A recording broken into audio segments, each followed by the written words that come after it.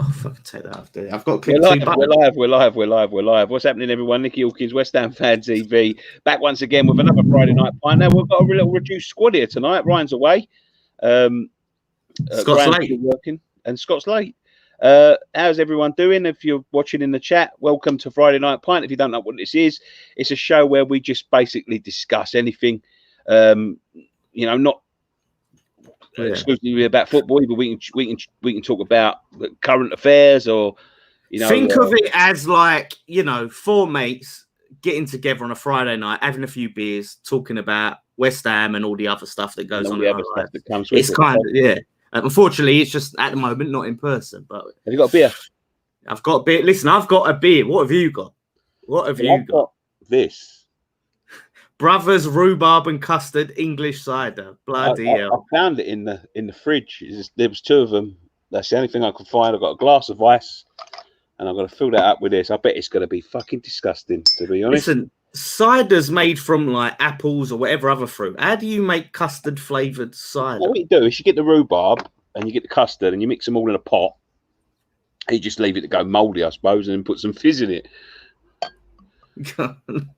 It's so let us know how it tastes. We need a taste test. It's a very interesting colour, that's for sure. Wait, did that already? They do like the thing is why I don't think this is going to be that bad. They do like the strawberry and lime ones and all that sort of stuff.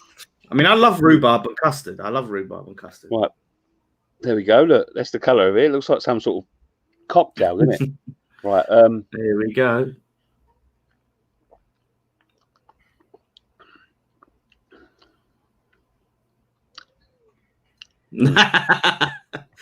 The face says it all. It's all right. It'll do. It's cold anyway. So what we're talking about tonight, Dan? Well, as the title said, transfers.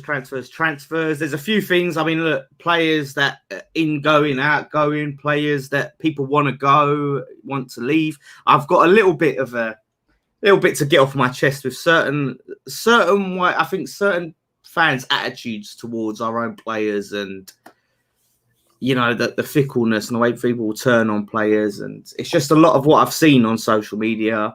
Obviously, I've done that video the other night with Dan Woffenden. We did that Felipe Anderson one where we went into him, so it's interesting seeing the comments from people, what they think of who wants him to go, who wants him to stay. So at the moment, I think we're more closer to sort of players that go. In fact, actually, no, we're not even close to getting rid of players. We don't look like we're close to getting rid of what's signing anyone. Yeti's close, isn't he? Yeti's close to going to Celtic. I know they're sort of saying it, but he's on holiday, wouldn't it? So I see that picture of him, like he's on holiday, so he ain't going to be getting over and signing anything anytime. Not much them who does it nowadays, is it? It's their agents, I guess. Their agent, ain't they still got to go there though, and like actually sign the contract, I suppose. After it's the way that we've done everything over this pandemic, I suppose, via Zoom or via maybe you get allowance. Yeah, maybe that's maybe they can give them certain allowances. But a Jet Eater, I mean, look, that's going to be, what is it, a loan? It's a loan, isn't it, for a Jet Eater? A loan for a season. For a season. Does nothing for our lofty transfer budget. Well, it'll free up some wages. What we're going to do with him, wages? How much is he on? How much must he really be on? I reckon he's on about £120 a day. I think he's going to go to 120 grand a week. I was going to be like, wouldn't surprise me. I don't know. I'll be honest. I don't know. We put Hugo on 45 grand a week, so that wouldn't surprise me. Yeah, I don't know. 20 grand, 25 grand, 30 grand, something. The thing is, and that's me guessing. I don't know. No. That's just me guessing. The thing is, it'd be impossible to get a good transfer fee for him. So I'm not too. I don't feel too bad about loaning him out because he didn't really get a proper chance. He's still young. What did he play? Like 5? He's played 5 games and not even a full 90 of those games. So put him, see how he does over there. Obviously, it's a big, it's a big club to play for. So it's going to be interesting. Hopefully, he gets game time. Yeah, but I believe they're putting in an option for him to buy him. Oh, is it what like a if they want to, they've got him. Yeah, if they've got the choice at the end of the season to go, that's it. Just sort of like a tester, I suppose, which tells me that they don't fancy him at all, West Ham. Well, I guess I would like to see a bit more of him. But listen, if you're going to get rid of a striker, however, the quality of that striker may be, you've got to bring in another striker, surely. Or at least have someone you're planning to bring up through the academy, because Moyes didn't really fancy Xande Silva, did he? Like, towards that.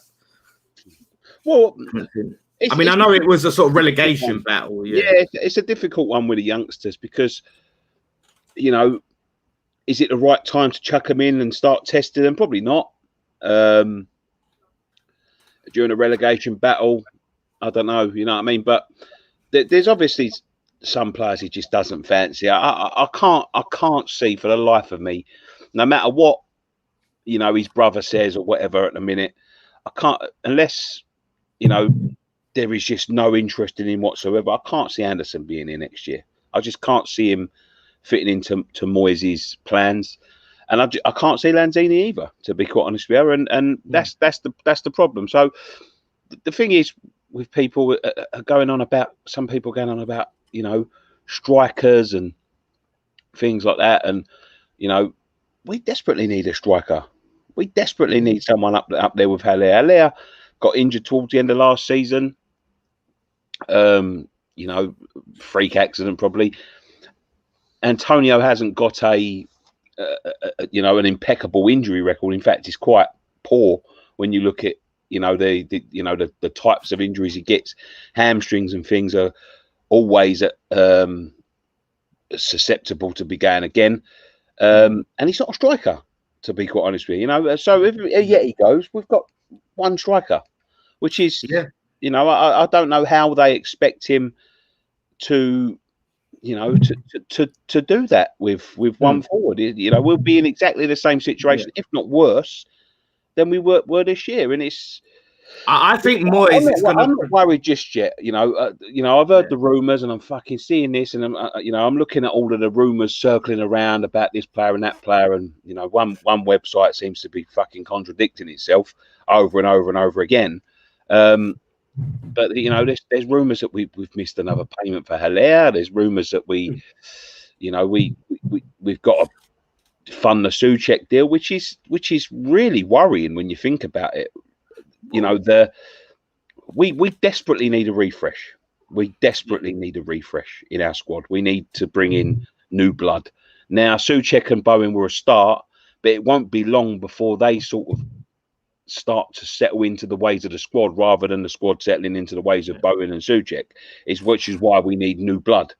It's happened to a lot of players in the past, and we need to get off the new season in a good way. And I mean, like, in a good way as in we need to go 2 or 3 months with having decent results if we're not going to find ourselves in the same situation again.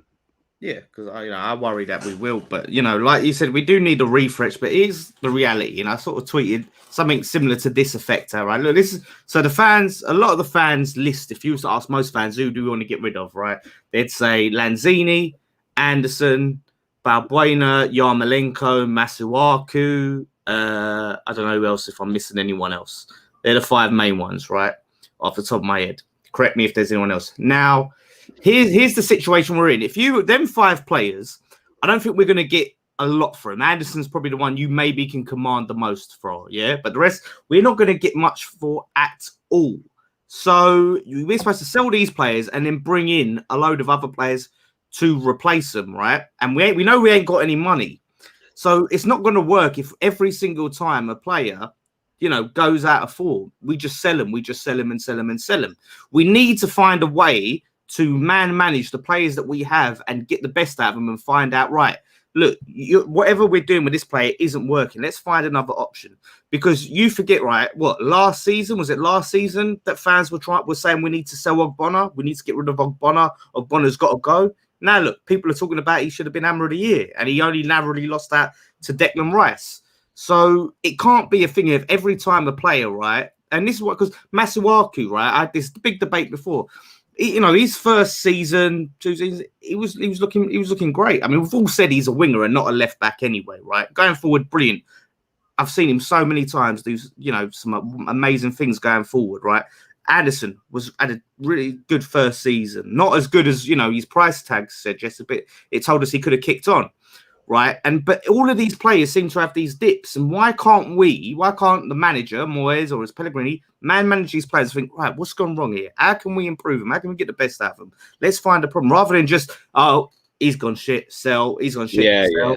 Because we end up selling at a loss all the time because we're taking these players and devaluing them. Do you know what I think it is, Dan? And I'll say this pretty confidently. I think it's the culture of the club. I really do. I think there's been a culture there. I mean, I remember my dad telling me when I was a kid about the culture of the club.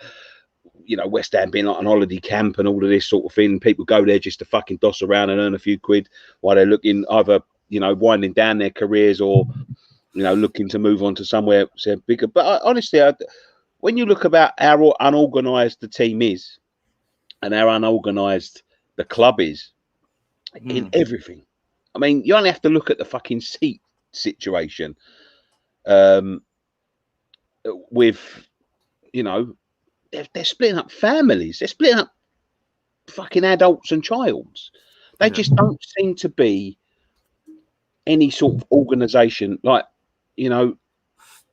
too many cooks spoil the broth, as they say. There's too many people doing separate things. They're not getting their communication right. But when you look at the philosophy of the club, what is the philosophy?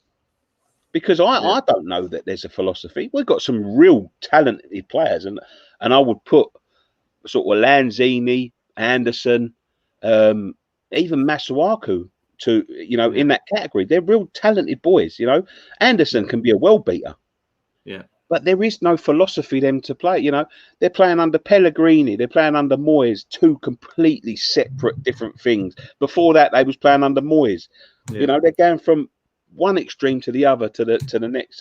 But we've seen that you can do that though, because look at Arnautovic, right? He was playing for Bilic on the wing, right? And he was having no joy there. As you said, he was one of the worst signings we've ever made at that time.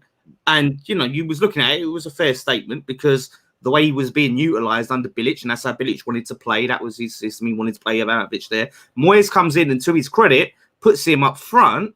Completely different player, gets something out of him. That's what I'm saying. So why not try different things with these players and and G him up and put an arm around him, get some motivation out of him. Look, sometimes you get the situation of you try and you think this player just don't fit what we want to do, but you've got to try it because we're not going to be able to just shift all the players we need to shift or that don't quite fit and replace them all and because that's just the reality of the situation we're in. So we have to find a way to get the best out of this squad. And so try and when we buy players, Dan, is because they don't fit in at other clubs.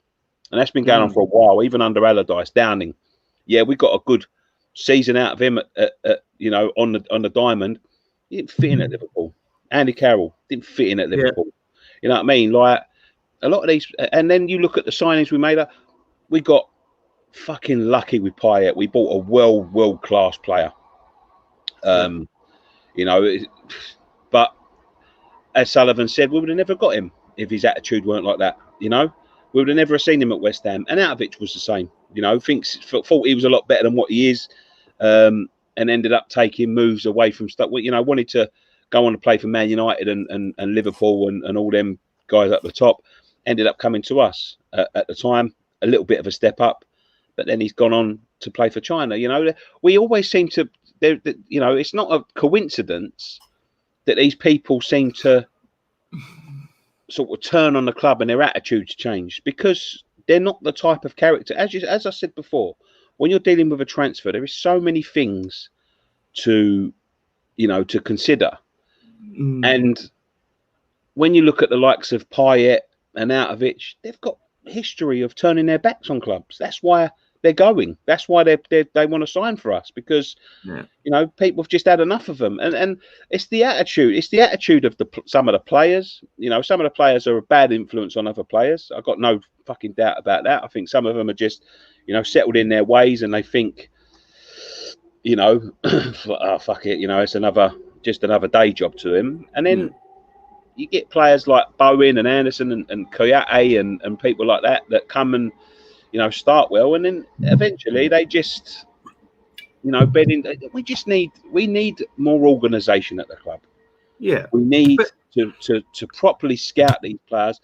When you look at transfers and transfer targets and things, you know, clubs scout players. They do all this due diligence on them. We just fucking chuck bids left, right, and centre. But you know, nobody knows who we're fucking bidding for. We chuck 10 bids in, and one gets accepted, and we go, all right, we'll take him. Yeah, You know, you're not going to buy the stuff that you need for your flat at a car boot sale.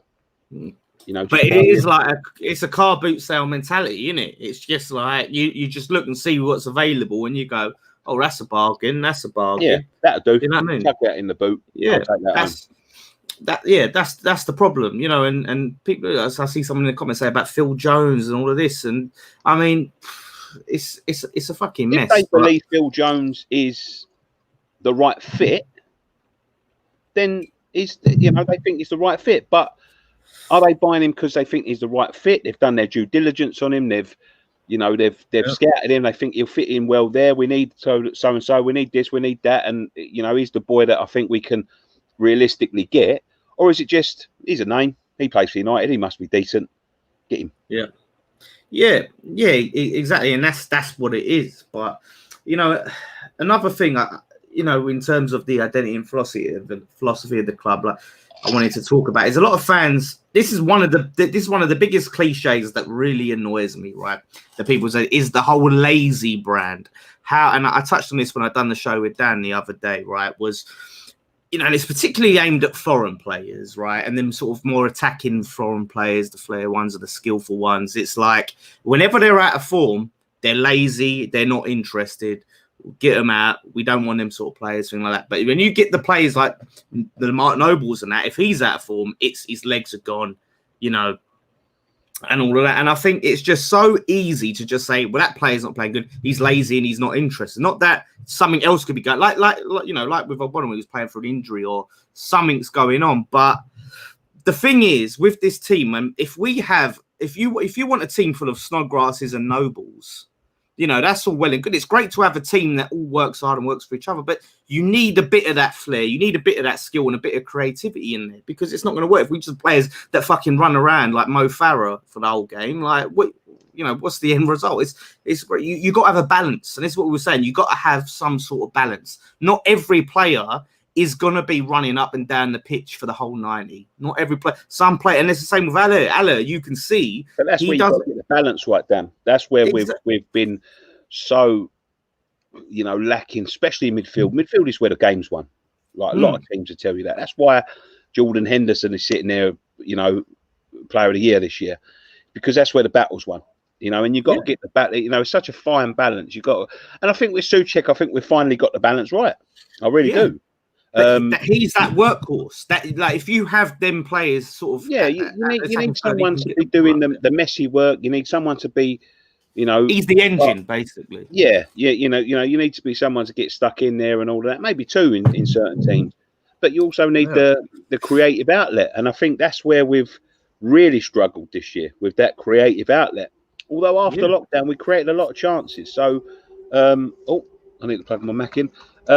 We created a lot of chances. So, you know, I think it's changing. I think, you know, Moyes, as long as he's given the philosophy, the money to follow his philosophy, I think he'll do okay.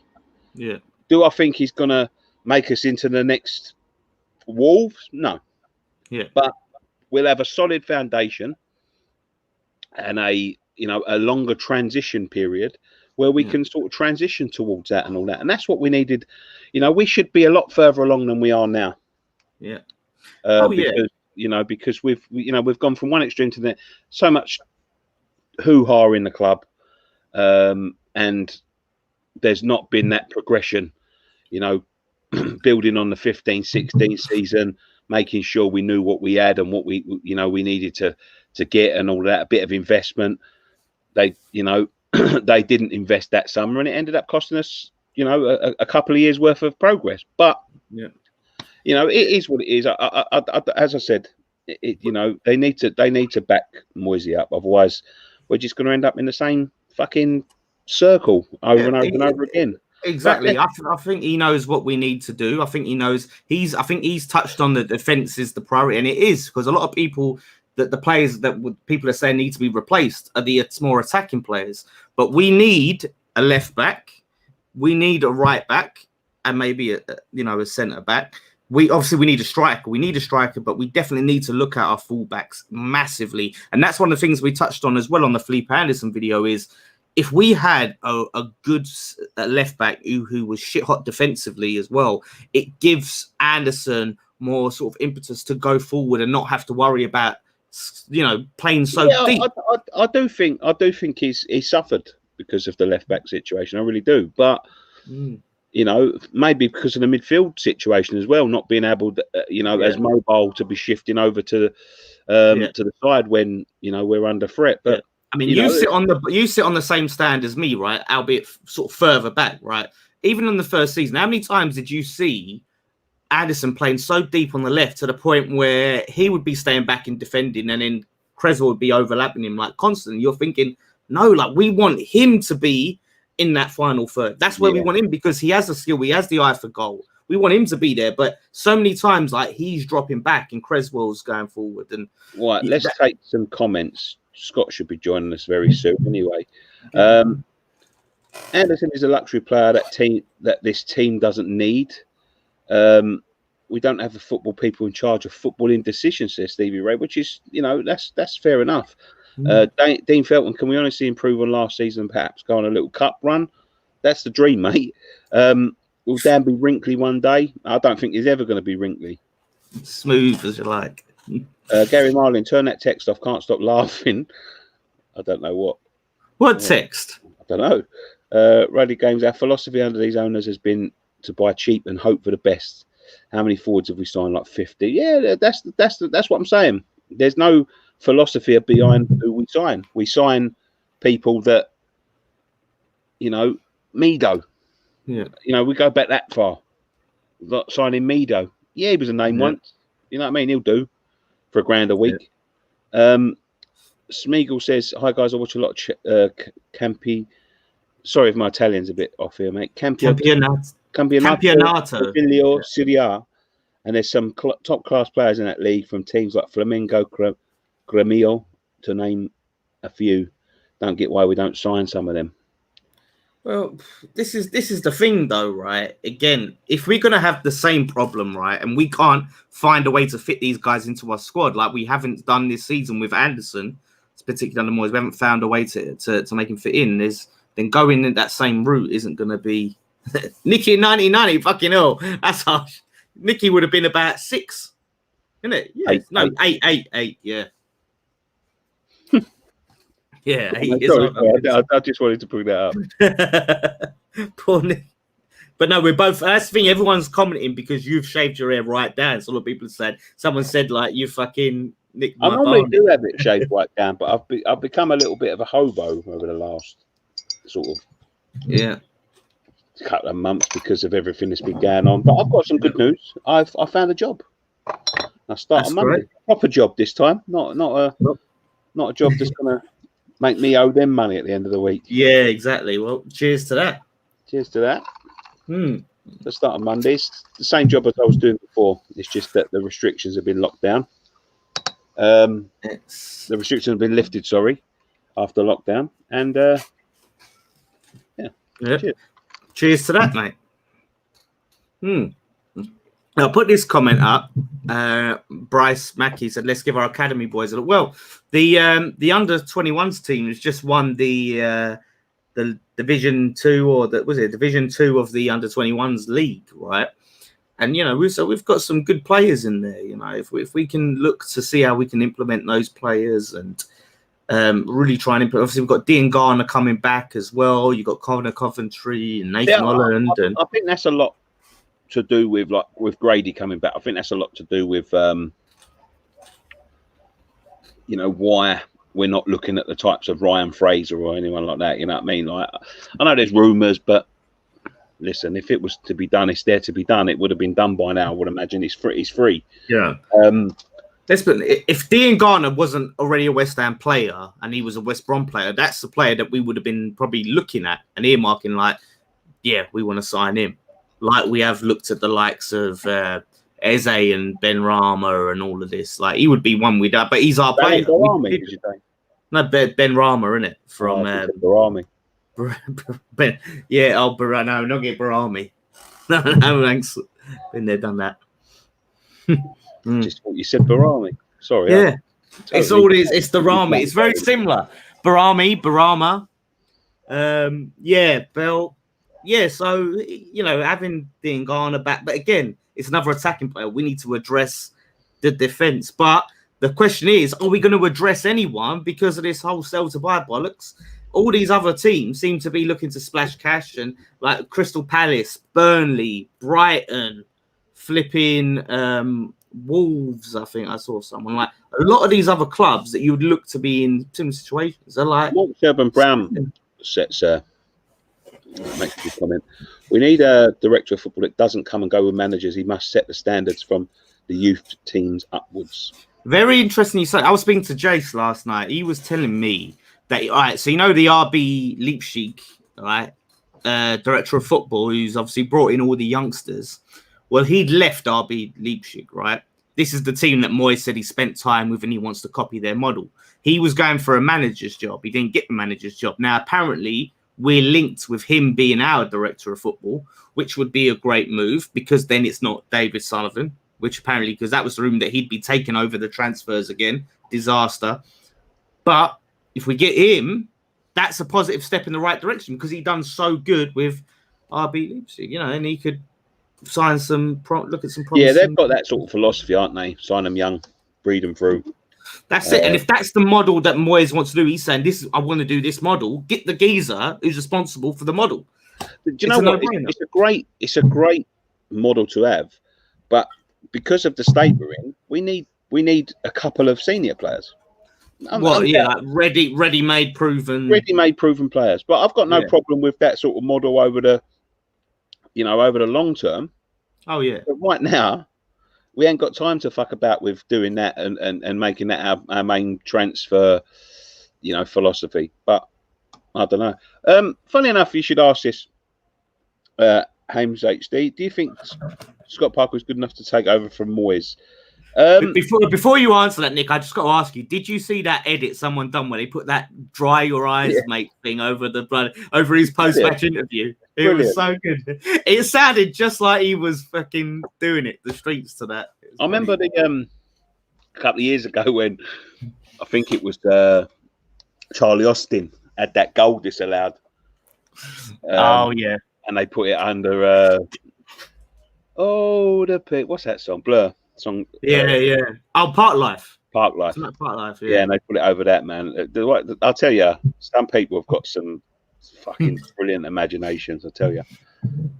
That was great. But yeah, I mean, first year of management and he's got Fulham promoted. I mean, he had some good play. They kept Mitrovic and all of that, and Kearney, and they kept hold of some good players. But to do that, look, they say Lampard didn't do that, and he couldn't even get Derby up in his first year of management. Parker did. I don't know if he's ready now. It's going to be interesting what he does in the Premier League. I wouldn't say to go right straight onto it. Oh, here's Scott. See what he thinks.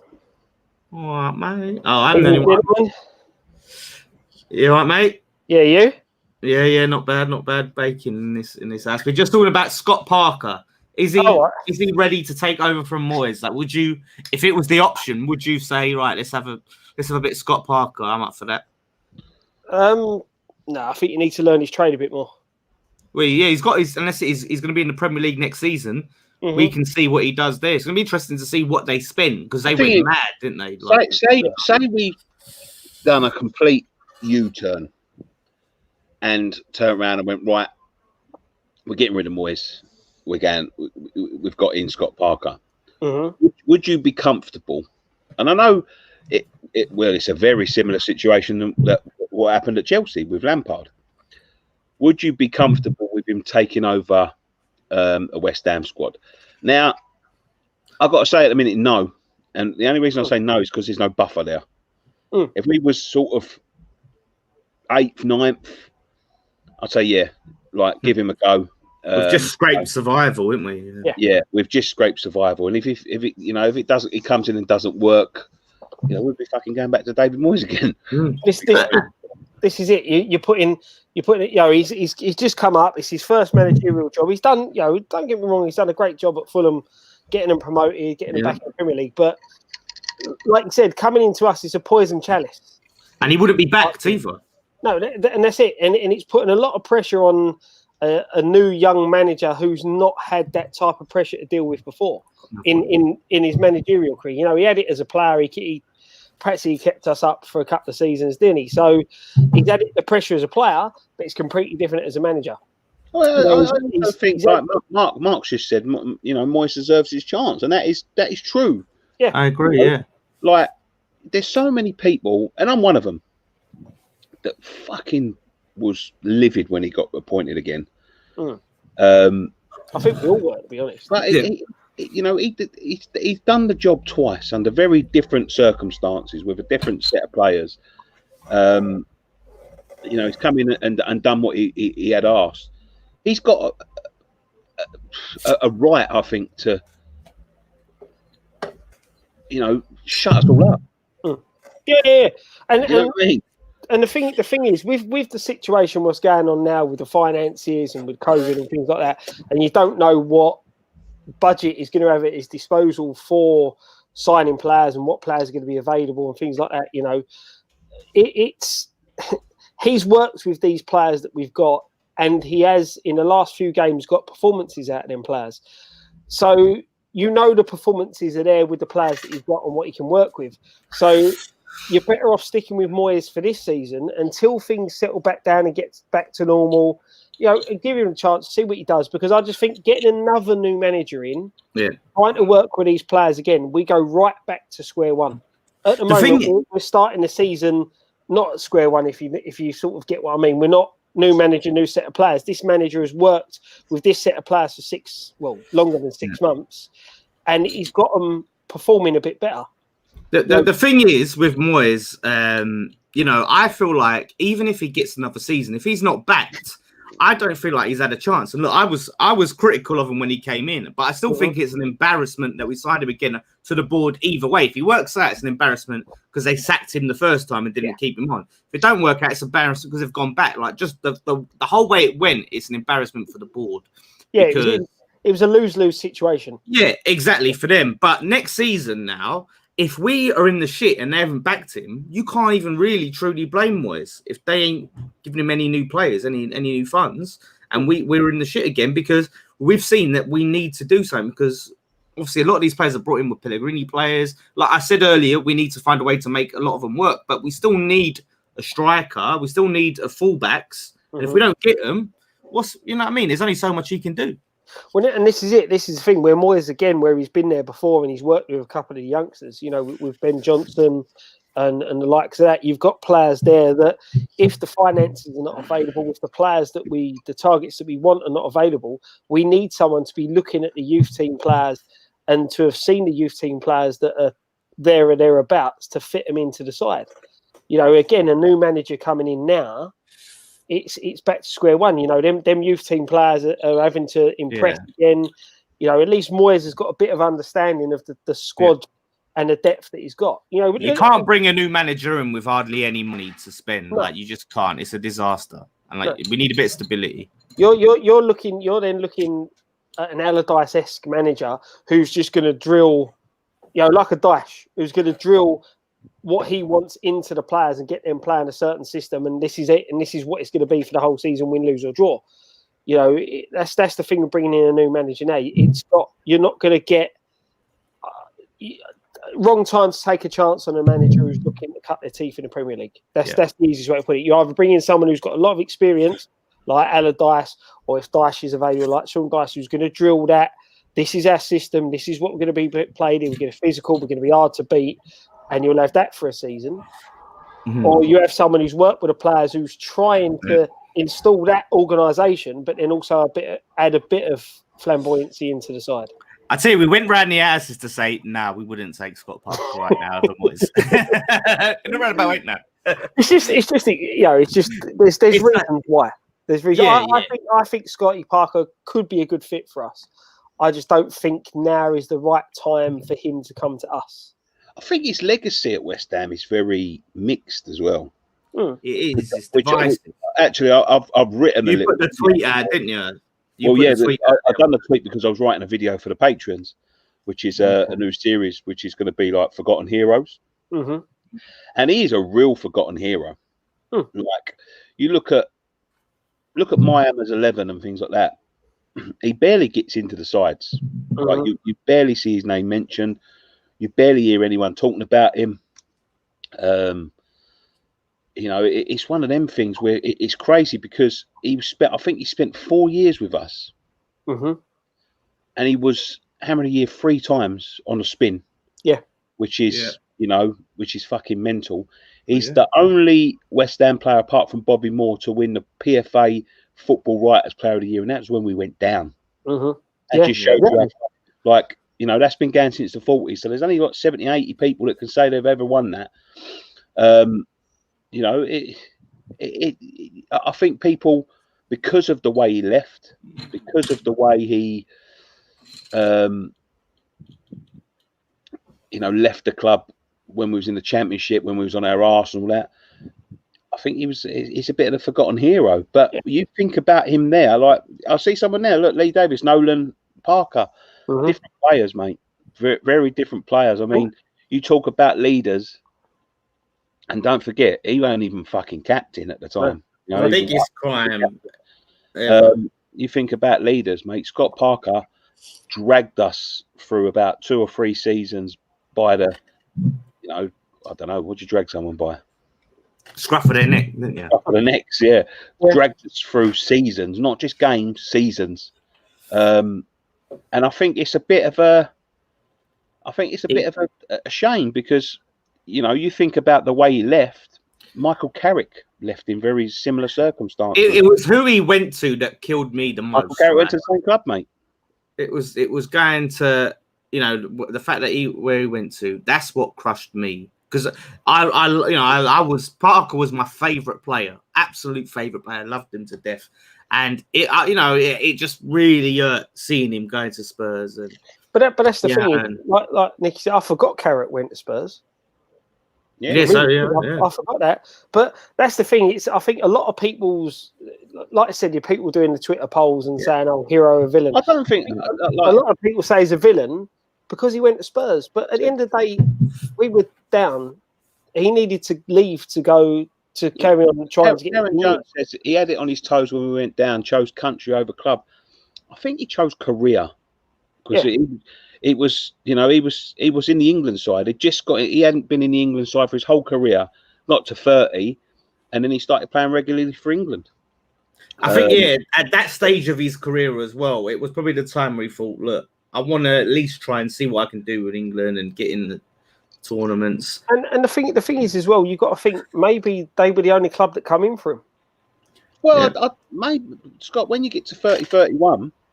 there's not many options. 4 years before that, don't forget, he'd moved all the way down from Newcastle to West Ham. When he at Chelsea first? He was at Chelsea. He started at Chelsea, yeah. Oh, was it? Yeah. He started at Charlton, actually. Charlton, yeah. That's it. Went to Chelsea, Abramovich era. Then lugged himself up to Newcastle. Then lugged himself back down to West Ham. Maybe that's, point in his life. He thought, I can't leave London. Yeah. I mean, he's different to Mark Noble, where he didn't grow up with West Ham. Like, Mark Noble grew up West Ham, didn't he? So when we went down, he was happy he weren't even at his eye elsewhere. Whereas Parker, obviously, still, I just don't think he deserves to be in the Championship. I don't think he deserves to go down because he was that player that just he gave everything. No, that's it. But a lot of that team that went down with the Cole, Joe Cole, Carrick, and all that, they didn't deserve to be in there. Someone said Carrick spent a year with us, but I'm sure that last season we went down, weren't Carrick injured, or he got injured at the beginning of the first? Yeah, very bad injury. That was it, and that's why more he ended up staying with us than anything else was that injury. That's why I think he spent a year with us in the Championship more than anything else. Talking about his dick in there, I'm going to block him. What? I'm just talking about their dick, how big it is. I'm a bit jealous. Bloody hell. Yeah, I just think it was. Dan, take some comments, mate. Let's take some comments.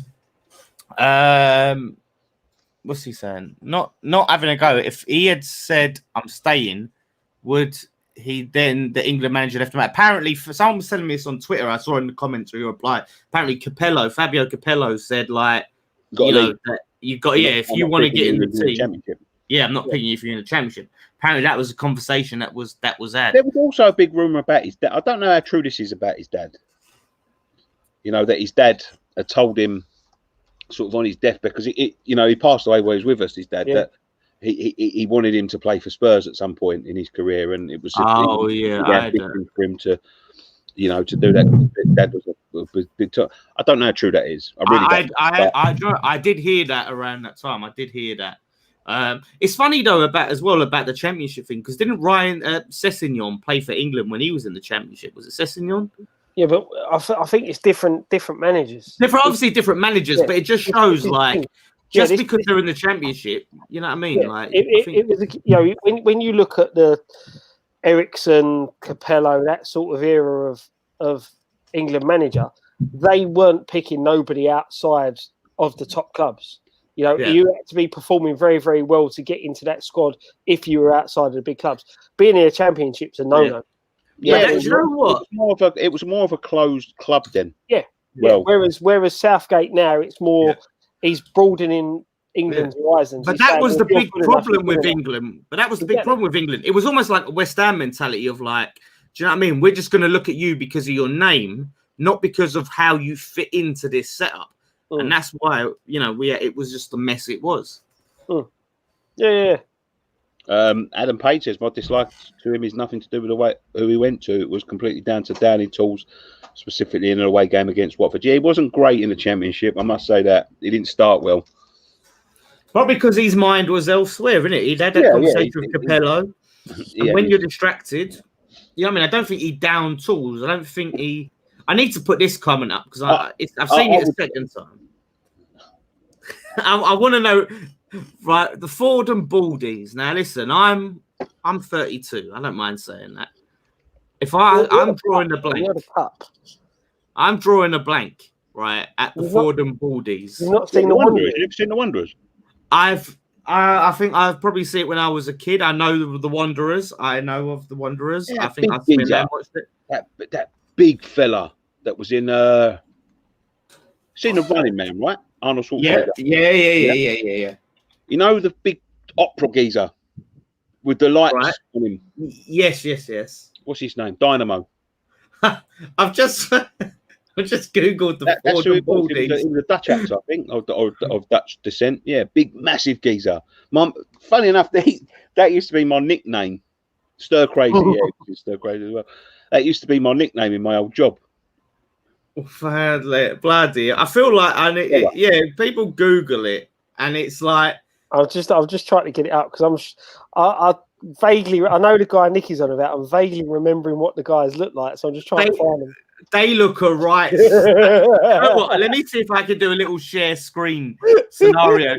I feel like people need to, for context, right? If people can see who these are, Nicky, if you had a COVID mask, could look like that. What's going on? Look at the state of these. This is who me and Nicky look like, apparently. Look at that. Yeah. He's having a laugh, isn't he? You look like the bad guy at the Batman movie. Bane, Bane he's on about. Did you see the tweet I put up with? I put Bane up. I've been on. And I was like, just popped into Londy's for some washing up liquid and some scouring pads. You should have done the voice. I would like some washing up liquid and scouring pads. For breakfast.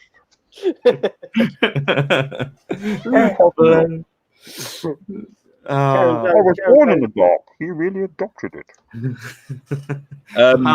Sorry, I'm agreeing. Karen Jones's comment there. I'm agreeing with what she says there. That is why England never won anything. Hang on, I can put that. Hang on, there you go. Have you got the power? Have you got the power, Scott? I've got the power now, mate.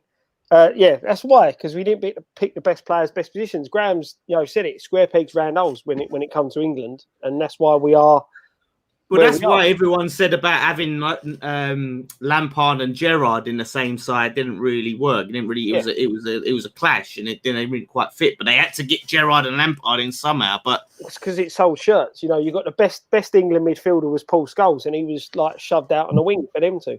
What did you say there, Scott? What's that? What did you say? Why did they pick them?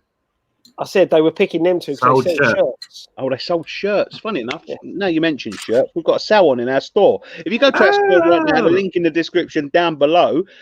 You don't have to enter any codes. It's an end of season sale. You get 20% off of any t-shirt in that store there. Smooth segue. Would have been smooth. That was smooth. It would have been better if he'd shut up after he said. yeah. Sort of. You didn't set him up cleanly there. No. But let's go for Ask Us Anything. We're going to go a bit early tonight because I'm really tired, to be honest. Oh. Yeah. Just bring it up. Have you spoke about the Young Player of the Year at the Premier League? No. Yeah, what a bloody joke that is. But you can lead us into it. You mentioned it. So the PFA, is it the PFA or the Premier League's Young Player of the Year? And Declan Rice ain't even mentioned at all. I think there was Alexander-Arnold. Alexander-Arnold. Grealish. Mason Mount. Pulisic. Grealish. Martial was in it, weren't he? Martial, yeah. And he's fucking useless. That cunt. Yeah. And no, he's inconsistent. Every minute of every game that boy's played in the Premier League, and he doesn't even get mentioned. Unbelievable. If it doesn't show a big club bias, it's when the season shut down, people was putting Harry Maguire in their team of the season. Do you know what I mean? Because he plays for Man United. It's all a box ticking exercise. And someone just said there, Martial's 25. I think Grealish is 25. He's 25 in September, I think, Grealish. Yes, that's fucking barely young. Yeah, you got it's a joke, like really, like so they've got the only players outside of the top four is Dean Henderson and Grealish. But to me, like look at it, like Declan Rice has been one of the most consistent players, and I've said this. I did the whole comparison to Grealish.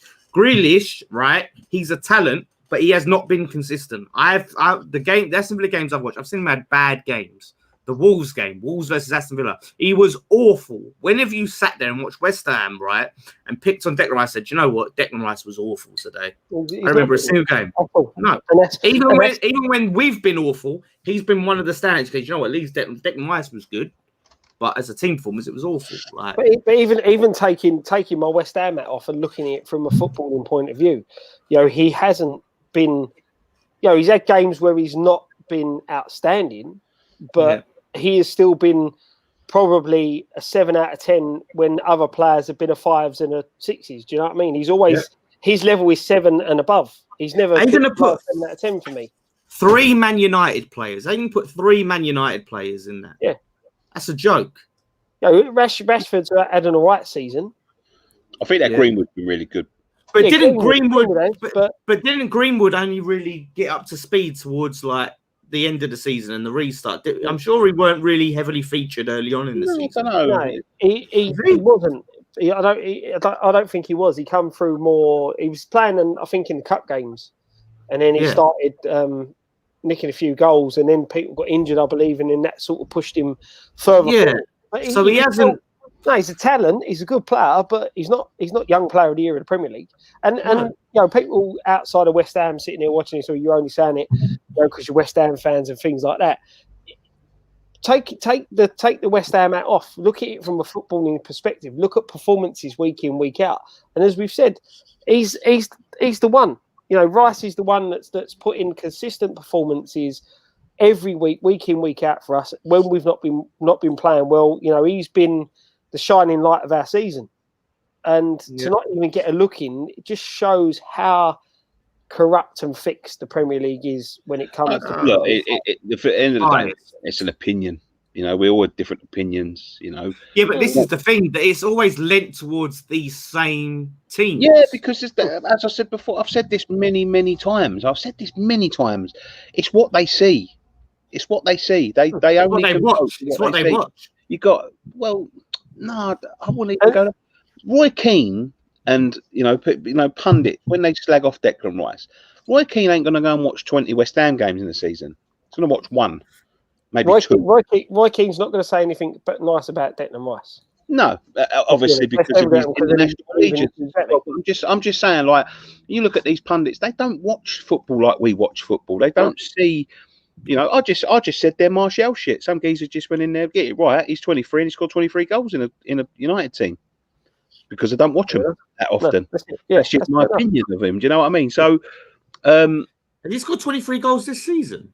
Well, that's what the geezer said. I don't know how true it is. I mean, that's in all competitions. Maybe he's got his. But even with Mason Mount, he's been very inconsistent. He's been very in and out of the Chelsea side. Yeah, but this is the thing. So these newspapers and all of that, what they watch is Man United because they're not going to games. They're watching it on the telly and they're watching it on this. They're watching it on that. They're watching. Man United is a better player than Mount. They're watching all of these different clubs. They're going to see West Ham once or twice. That's why. Yeah. No, I agree, mate. I agree. But then don't do the award if it's not gonna. If you ain't gonna be, have the information to pick fairly from all of the teams, all 20 teams in the Premier League, guys, mate. They're not gonna admit, that they know fuck all. It's not a level playing field. Then, do you know what I mean? Because this is the thing as well, right? Is players that play for these clubs outside the top four, right? Generally not going to be competing for trophies. So when they get these player awards, it means a lot because they're not going to get a league or a Champions League or even an FA Cup. So like you could say Antonio was buzzing to receive his player of the month. He was buzzing for that. Yeah, exactly. Yeah, Mike says there, West Ham players won't drive social interactions like a top 6 clubs player would.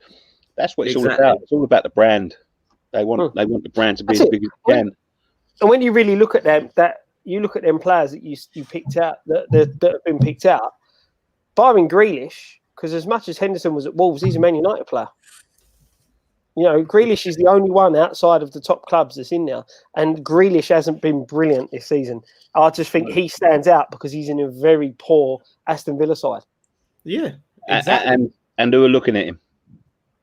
Yeah, exactly. The clubs that are looking that he's linked with and things like that. It's a joke. I think obviously Pulisic. Moyes is linked with Chelsea, isn't he? Every other fucking day. So yeah, exactly. I think. What was the story today on that? Jorginho to be sold to finance Declan Rice.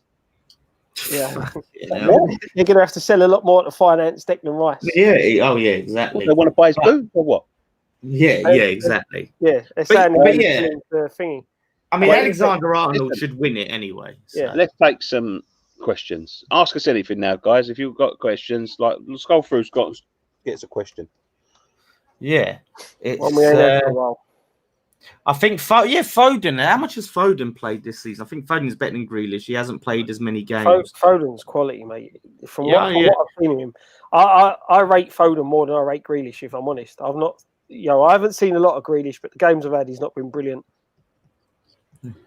Yeah, he's definitely one for the future. I'm an Arsenal fan sitting on my balcony on Old Kent Road, listening to West Ham channel. Hopefully, on Millwall in the Millwall pub downstairs can hear me. Come on, you Orange! Oh, they did. Imagine they come up and just beat the shit out of him. Like, I send him a t-shirt. So. That'll help him. I always get this question: when did Dan go bald? Does that mean like when I shaved it off and was like, "Listen, I'm not like some of these people that cling on for dear life." My mate Jace clings on for dear life. Right? Clings on. I was like 22 years old, 23. Nah, not having it. Shave it off, mate. That's when I went. I'm not going to be one of these. I was the same. I was about probably 22, 23. As I said, I started noticing something at about 19. By the time I was, in about a year or two, it'd gone. So I thought, fuck it, I'm not, I can't cling on to this shit. It's just got to go. I've seen some geezer, man. They fucking, I swear on my life, I've got mates like it, and I won't mention their names, but fuck me, man, they grow their hair out, they start swirling it around like a fucking Mr. Whippy to try and cover the fucking ball patches. It is. Mate, I tell you what, you go out with them, and fucking Gust the Wind catches it, man. It's like They do. They go to the barbers. on the top of their heads. They go to the barbers. Jace does it, and they get him to style it in such a fashion to where it looks like it's a style, and they're not going bald. Like, no, this is a style. I'm not really receding. It's you, man, they start swirling it up like an ice cream on the top. Fucking ridiculous. Like, they don't comb their hair with a fucking brush. They get a fork and start just twisting it like a bit of pasta, just to cover these bits. Like, fuck Scott, take this all on board for 5 years' time, Scott. Listen, I've always been a thing of when you go old. You're not there yet. You grow old gracefully. Gracefully. Yeah, grow old gracefully, right? I ain't one of these people that's going to be going, trying to get Botox or any crap like that. Well, you're still quite young looking. I look like an old fucking leather handbag. No, but even that's what I'm saying. Even when I do, if I start going bald, then I start going bald.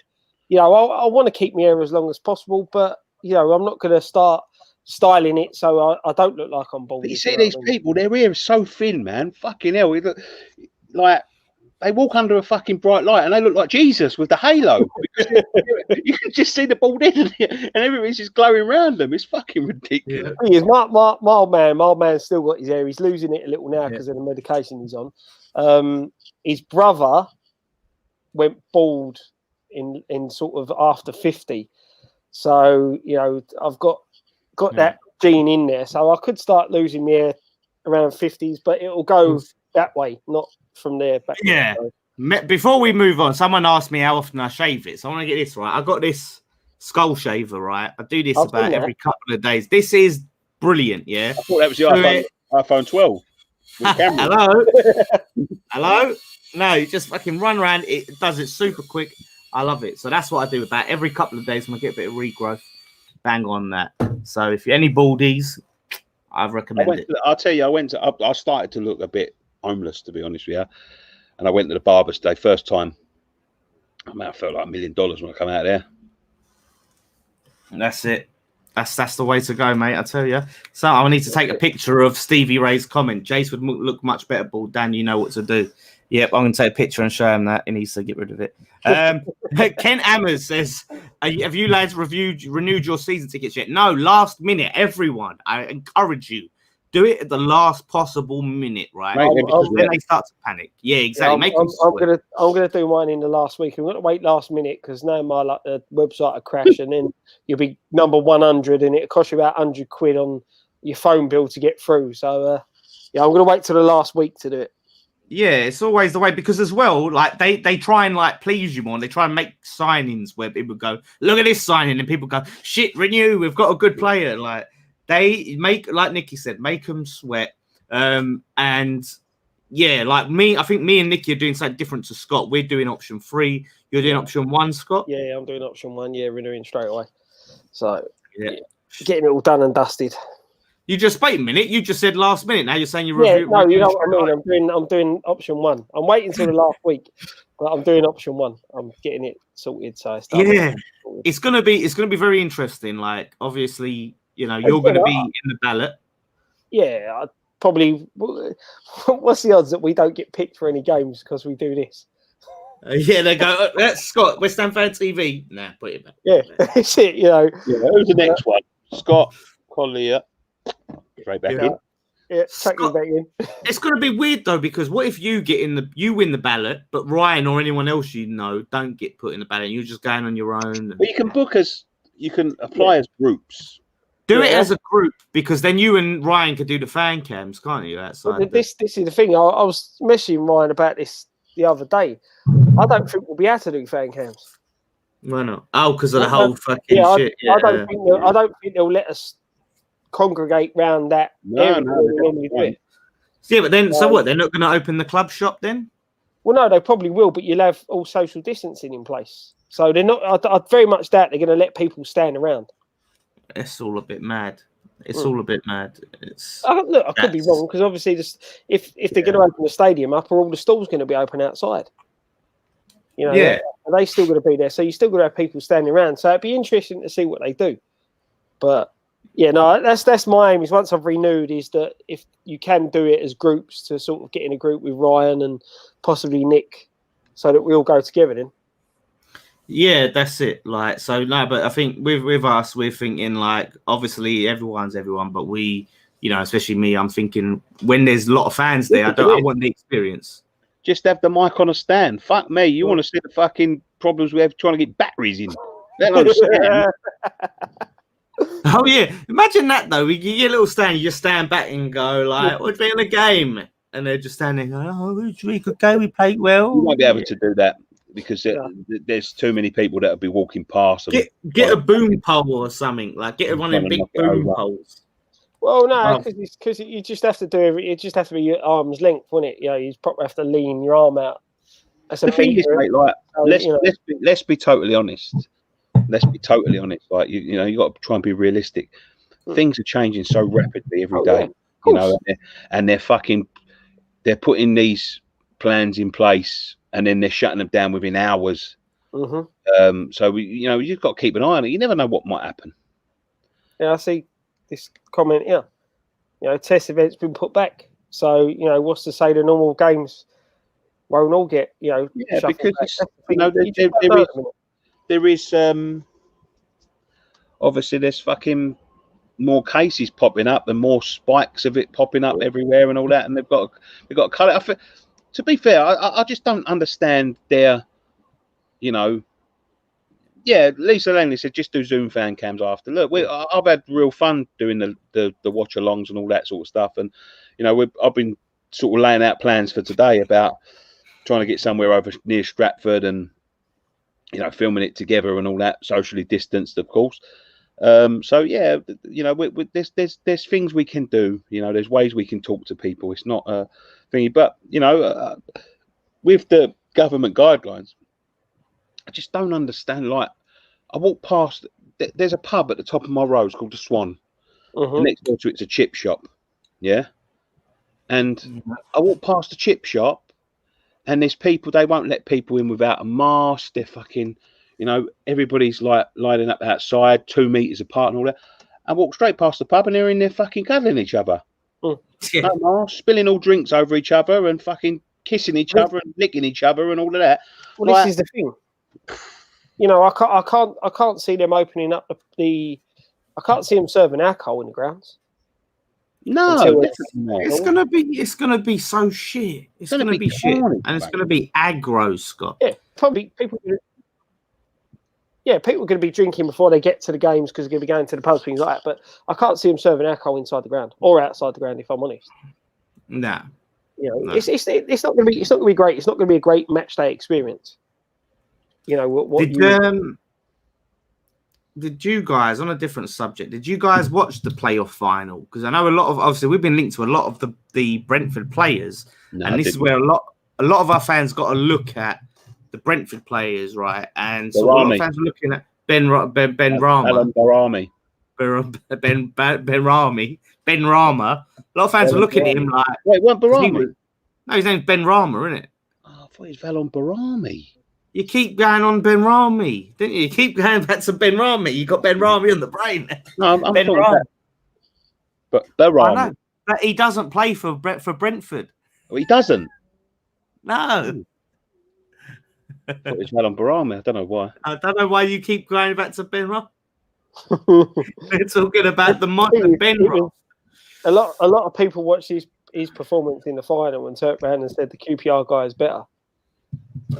No, man. And the thing is, the QPR you won't never know who's better until both of them come up to the Premier League. Yeah, exactly. The thing is, what's the guy at QPR? Eze or Easy. He's more of isn't he more of like playing behind the striker type? Right? Yeah, he's more of a like number 10 sort of creative sort of midfielder, whereas Ben Rama is more of a winger. Barami, fucking hell. We're just calling him Ben. We're just gonna call him Ben. And that's the thing. What do we need more? We don't need a winger. We need the creativity, don't we? If we're gonna have a midfielder, we need to out wingers before we get wingers in. But that's what I mean. So really, we need a player that's gonna. It's all the same to some websites, Nicky. Oh, Stevie, Saucy Stevie. These don't know what I'm talking about, Steve. They don't know why I keep on saying it. Oh right. Listen, I ain't seen the article. Has there been an article? I thought you was just like, oh, it sounds like him. I thought that was the joke. Their names sound alike. No. Right. See, this is on a whole nother level. This is going over mine, as Scott said. Yeah, massively. I didn't think no one in the chat would have had a clue either, to be honest. Well, Stevie did. Stevie got it. Because Nicky I could see he was really amused by it. And I was like, oh, ain't that funny, Nick? Ben Rama. He done it. You wasn't here. He started it at the start when we was talking. He was doing it. And I was like, so fucking hell, he really likes this joke. But yeah, I ain't seen the other bit. Piece. He written no article about him. About Barami. Brentford. Pictures. Hang on. He played for us about 15 years ago. Yeah, he went to Watford as well, didn't he? If I remember rightly. Yeah. But we're signing him again for Brentford. Is that what they're saying? Well, no. Obviously, we're looking at Ben Rama. Yeah. And he's written an old fucking article talking about Barami. How much he takes notice of football. Oh my god. That's something else, that easy. Yeah, they're saying that. Currently made an article the other day and said David Moyes is manager of Everton from 200, I guess. I mean 2013. You know, 18 years. I thought Ferguson done well. Yeah. Oh bloody hell! That's like, yeah. Now I get it. Now it makes sense. I thought you were just really amused by how their names are similar. I'll tell you what. It was fucking hot today. It was. It was until it clouded over like about 6-ish year. Yeah, I've been in the pool. Where are you? Honestly, mate, it was cloudy here from about 6 o'clock onwards. It's cloudy, yeah. The sun did go in a bit. What's the WhatsApp group, real quick, Nick? Brad Eller means that's the Patreon. The Patreon. I think it means the Patreon group. Yeah, if you join the Patreon, if you want in, just message me and I'll get you in. Message him, get in there, put a post on there or something. This some of your SIM cards around so you can be part of it. Well, I'm part of the Discord now that we've set up. You know, guys need to get on the Discord. We've got special. I'll get in the WhatsApp group. It's all about the Discord now. It's modern, mate. This is a good question from good old Tone, who's regular on in the chats. If you could only buy for one position this year, well, and we might be only buying for one position this year, if you believe reports. But what would that position be if you could buy one? If we could buy one, yeah, it'd be a striker. Interesting. Yep, totally agree. It has to be a striker. Yep, we've got. Where is the Patreon? Hold on. Where's the Patreon group? Look in the link. If you look on this video, if you're watching it on YouTube, you are. Look in the link in the description. There's a link to our Patreon. And then it should be in there. If you can't find it, put a post on and we'll get back to you. Yeah, it has to be a striker just because we ain't got no cover. There's no cover. Yeah, there's no cover. You know, the only other position I'd look at is right back because obviously Ben Johnson can play on the left. Fredericks is an injury case. We ain't got Zabba. I think a right back is another real priority. But the problem is you've got striker wise, we've got Hilaire, we've got Antonio. That's it. Yeah. What about Antonio going to Watford? I still can't fathom it. I don't know what's gone on there. It's a great career move, that, isn't it? Going to Watford. Weird. I'll be honest with you, Scott. I think it is a good career move. Well, the thing is, I don't think it is, mate, because I think he would have played week in, week out for us. Yeah. His value as a player would have only gone up. Yeah, he's going to play week in, week out for Watford, granted, but, you know. In the Championship. Exactly. They're not bouncing back up straight away. The thing is, from what I gather, is he wasn't offered a contract at West Ham. He was offered another scholarship. Yep. Which is one of them things where it's like, you know, yeah, you've got this little contract, you get this little bit of money, which I think was only like peanuts. And I don't think he was asking for like loads, but he wanted a guarantee of being a professional. Mm-hmm. And they offered him a scholarship deal and all of that sort of thing. Yeah. So which is wrong. Yeah, which is wrong because he was playing well. I know he's left, and I'm saying this now he's left.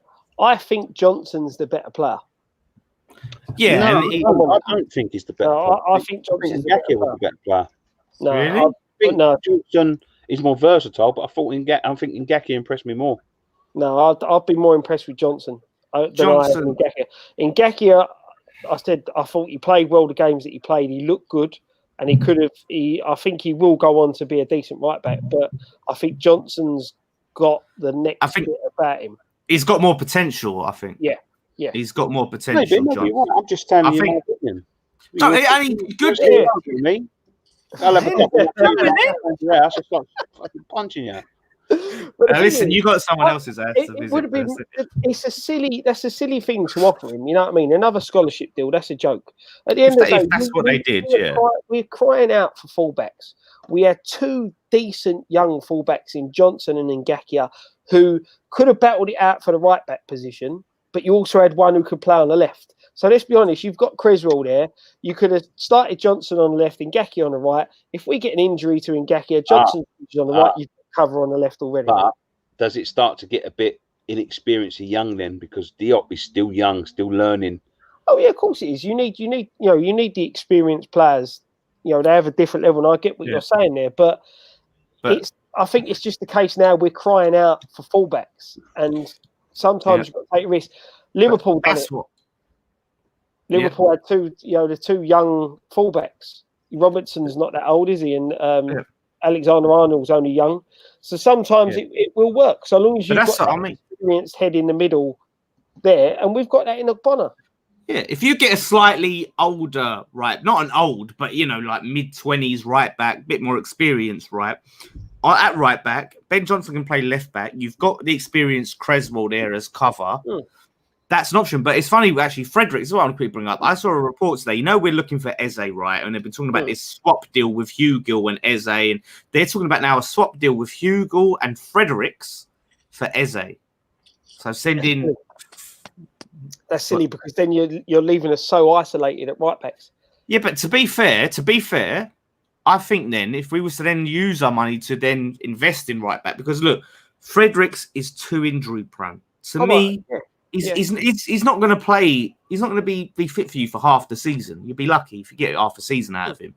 If we can ship him out and then try and buy another right back. Yeah, but this is where West Ham have dropped the ball really, because in this time that they were negotiating with Ngakia about a contract and things like that, they knew what was coming. They knew this year was going to be a financial mess, especially with the fact they weren't guaranteed to have fans in the stadium and things like that, right? You've then got to look at... No, they was pissballing about with his contract before that. Yeah, but what I'm saying is during all this time that they were pissballing about it, the COVID-19 lockdown happened, So they knew what was coming. They knew there was going to be a possibility they're not going to have fans in the ground, they're going to lose money, etc. They had an opportunity there to look at, Zabaleta's retiring. We've got Fredericks who's injury prone. We've got Ben Johnson coming through. Let's give Ngakia a deal, whether it be 10 grand a week, 15 grand a week, whatever. That would be a hell of a lot cheaper than going to sign another right back. I honestly don't think West Ham look at it like that. I honestly think they think we've got a right back, we've got a left back. I don't think they think, he's injury prone, he's not quite good enough. I just think, right back, tick. Left back, tick. This is where we go back to the structure and the poor planning for the season ahead. We know as fans, we've got problems at left back, we've got problems at right back, we've got injury prone players. We had a ready-made right back who would have cost us nothing. And they let him go by pissballing about with his contract. Yeah. It's for two businessmen who pride themselves on being good businessmen and not spending a lot of money. They really have dropped a ball on that one. Listen, they built their business on all these bloody Del Boy manoeuvres, back alley deals, and all of that sort of stuff. They don't work in football. It just don't. It's a load of bollocks. But I will this question up. Would you take Dan James on loan? And the reason is because my philosophy, right? I don't want to take players on loan that we haven't got the possibility of buying, right? I'm dead against taking players on loan where, you know, another team loans them to you so they can get some game time. They come in, do a good job of you, and then it's a great model for Championship clubs and League One clubs. It's great because when they're going for promotion and all of this. But for us in the Premier League, I don't like that. I don't like taking players that we can't sign. I'm dead against it. So Dan James will probably be one of those players. I don't think that we'd have the option to sign Dan James. I wasn't that impressed with Daniel James this year. He started well. He started really well. But he didn't set the world alight, but he faded out of games a lot. And you know, once people worked out his pace, he quieted down. But he'd probably go on to have a good career, Daniel James. Don't get me wrong. He's got time. But overall, I mean, how would you feel about players that, you know, just that maybe have potential, but we can't sign them, and they're just going to go back to the parent club? See, that's the thing is, like you said, you're then benefiting a rival. Yeah, exactly. Listen, you could. The thing is, you could sign a player with every intention of. You could get a player on loan with every intention of signing at the end of the loan deal, and they're not in the team they're playing for. Say like Dan James, for argument's sake, you know, Chelsea's not really playing too well there. They're thinking, oh well, maybe he's not going to be the player we want. He comes on to us, and they go, right, well, we want to loan him and then sign him next season. The guy has a blinder. Then Chelsea will turn around and change their mind. So you could even say you're going to get. He's Man United, didn't he? Oh, Man United, sorry, not Chelsea. You know, you could get a player in who their parent club are sort of thinking, well, yeah, we're not selling him yet, but we're loaning him out, but we don't think we're going to keep him. He has a blinder, and it benefits them that way. You know, it's the risk you take of taking a player on loan.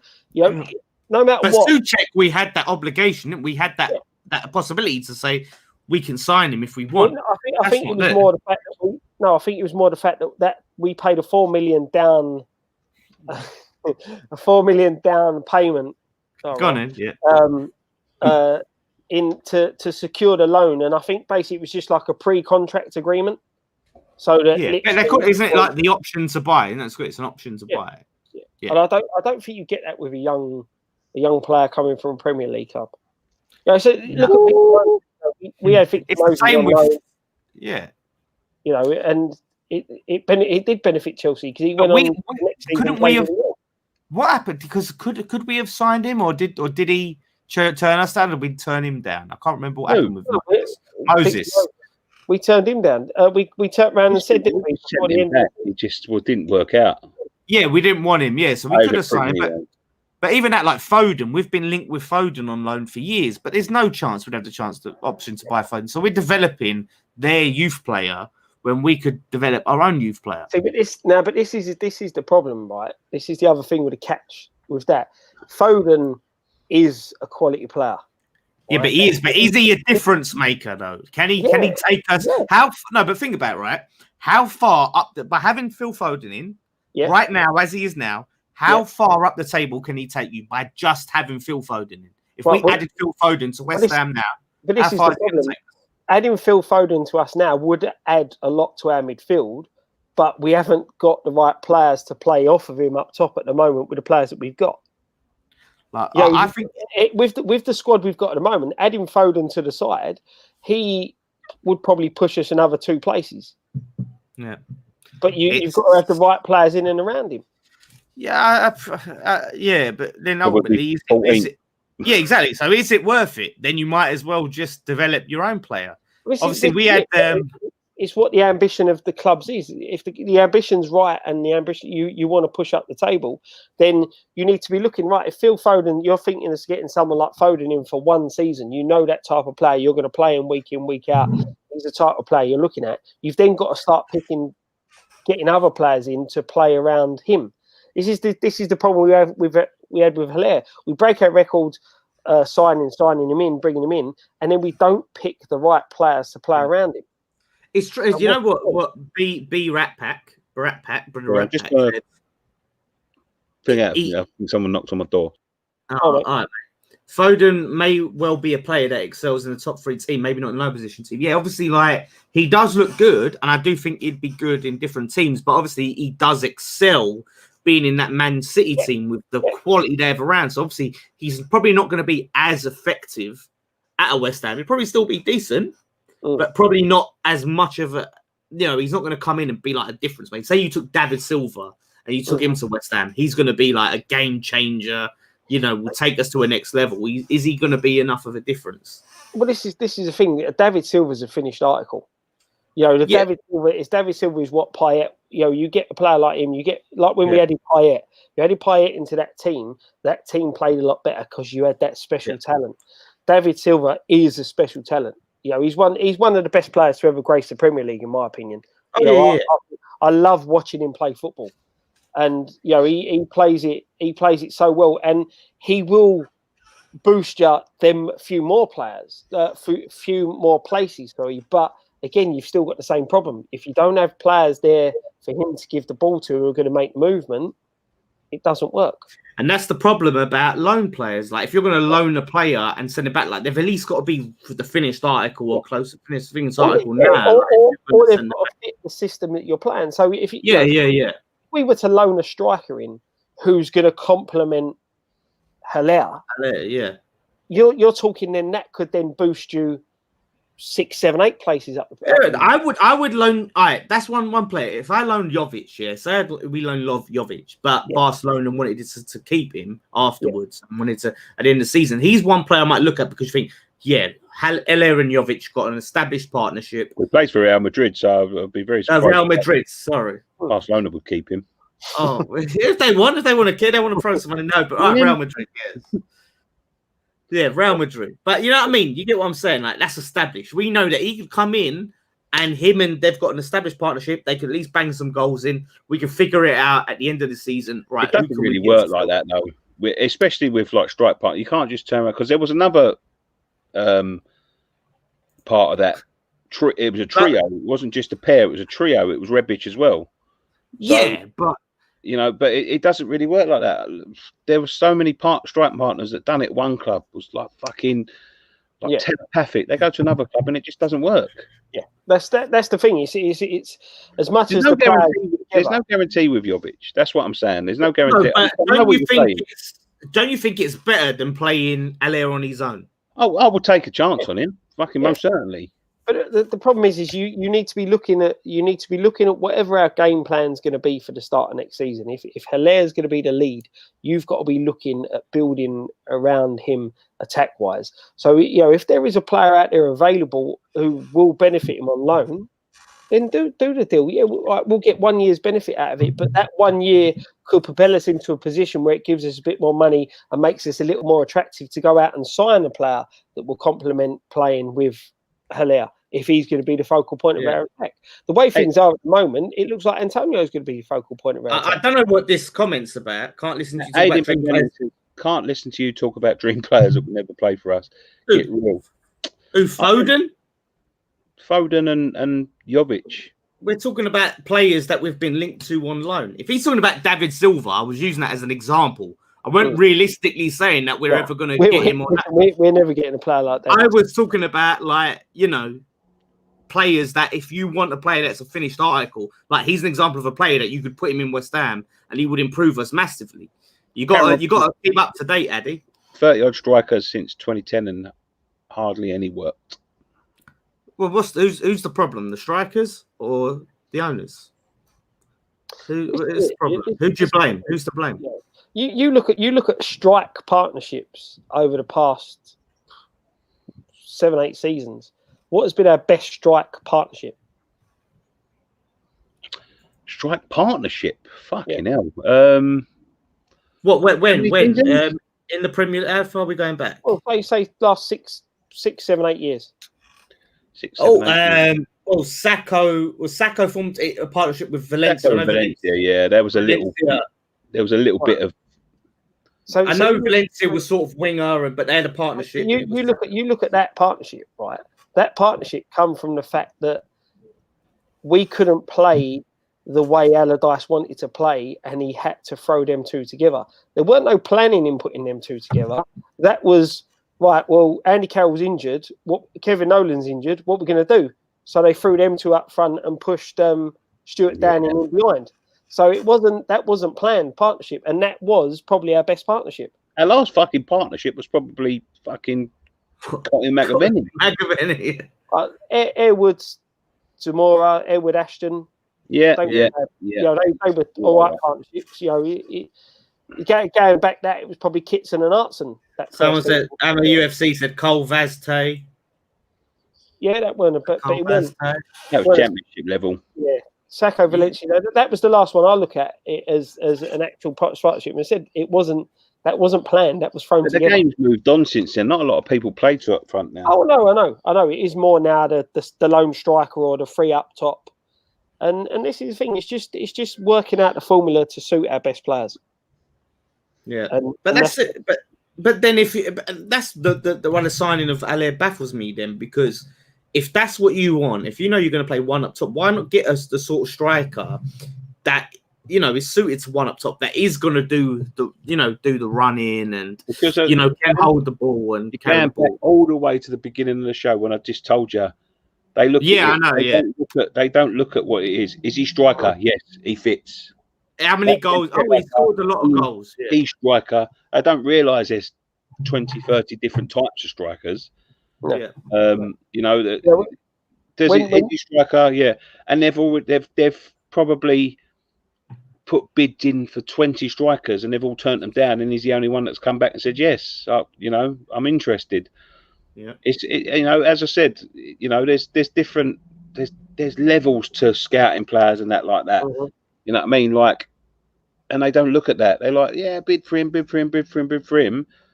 Oh, he's come back and said yes. There's not really no planning in that. Is he striker? Yeah, he says striker. Right, that says striker. He fit there. Square peg round holes. Mm-hmm. That's the problem. If he'd have had him and kept Arnautovic somehow, I think that would have been a brilliant partnership. Yeah. But the thing is, I think if we had kept Chicharito with Hilaire, that would have been a decent partnership. Yeah, I just don't know how long. We spent season after season after season saying we need a poacher. We get a poacher and then playing up front on his own. How many poachers did we have? We had Chicharito, we had Ayew as a poacher, and you know what I mean. Now you've got. I mean, Allaire's not poacher. That comes from open egg. We talk about Ayew. Ayew, and the Ayew slander to this day gets to me. We sold him. He was our top scorer. Yeah, it's a bit like Perez. Perez was one of them players that popped up in the right place at the right time to get goals. Ayew was our top scorer when we sold him. Dan? He was a good. Borders and I had the most there. It won't make me fucking any good, will it? He was a good. People didn't like him because they always say, "Well, what else does he do?" But again, that's what poachers do. They're in the right place at the right time. Poacher. He was a poacher. No, he was a poacher. You go back and look through his goals for West Ham. Poacher. You look at Kevin Nolan. He was another one of those guys. He knew where to be at certain times that the ball was going to drop to him. And that's what and that's the thing. That's what we were crying. We had Nolan.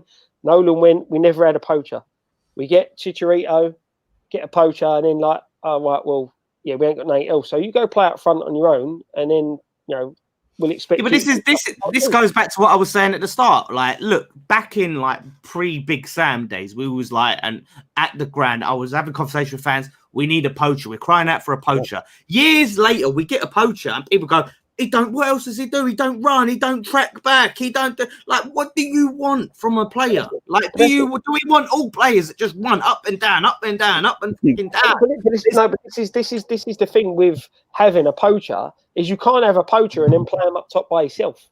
No, you can't. You can't. They have to play off someone. You can't find Hilaire who come from playing well where he was playing in a three-pronged attack, and then say right up top on your own. And you've got to run your nuts off for 90 minutes, left, right, chasing the ball down. It ain't his game. Yeah, but this is it. Put the ball in the back of the net, and now you're asking him to do something completely different. Exactly. Just because he fucking tapped a couple in on the line, don't make him a poacher. I'm telling you, he had that. He had that. He had that. I keep getting these emails, man. But Ali, right? This is I tell you, every 5 seconds I'm getting an email.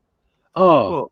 Blue my name's pills Dr. enlargement. Aji Jojo. I just had one. Dr. Aji Jojo of Nigeria. I'm trying to embezzle fucking $11 million. Would you put it in your bank account? I'll give you $5.5 million of it. I mean, fuck me, man.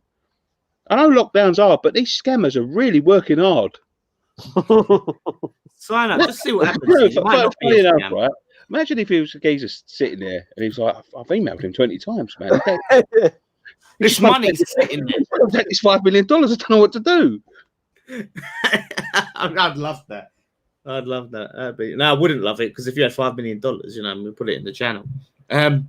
But it's no on Ali. One thing I will say is that's why what Scott made a really good point, and that's why people call him lazy, right? Because they're expecting him to run up and down, right, like an Antonio. But he is so used to focusing on his positioning and being in the right place at the right time and having someone else to do that work and get the ball where it needs to be and him to bang it in. Like he's a bit lost. He's lost playing as a lone striker. Yeah, So yeah, I'm with you, mate. That's the thing. You're asking him to come into a side to do something that he wasn't brought in to do. Can we talk about that a little bit more light-hearted before we go? All right, well, let's see what right. Hi, Ryan, Scott, Dan, and Graham. Can you all give us a shout out to David from Plasto? Gonna be 50 and he's celebrating with a nice JD and Coke with eyes. Come on, you irons, keep up the great work. There's no Ryan and Graham. Ryan's the one who's wrote the comment. No, Ryan said he took that off Twitter, isn't he? Yeah, it was tweeted earlier. Yeah. Oh yeah, he's put his Twitter handle there. He's David lazy. Going to be 50, celebrating with a nice JD and Coke with ice. 1, 2, 3, boys. Happy birthday to you. Happy birthday to you. Oh, this is painful. Happy birthday, David Plasto. 50. Happy birthday to you. I'm so sorry to everyone who heard that. That was that was terrible. Terribly out of tune. That was, but sentiments stand. Happy 50th, David, mate, from Plasto. Have a good one. Scott, you from Huh? Are you from Plasto? Canning Town. Yeah, but are you from that point where it blurs? Because there's a point where it blurs. So my front door was Canning Town, my back door was Plasto. What's your postcode? What was your postcode? E13 or E16? E16. All right, I'll let you off then. E16. Yeah. But it's really weird because that's how it is. Because we used to get posts for E13 it would turn up and E16, but it was the actual address was E16. Why said we ruined his birthday?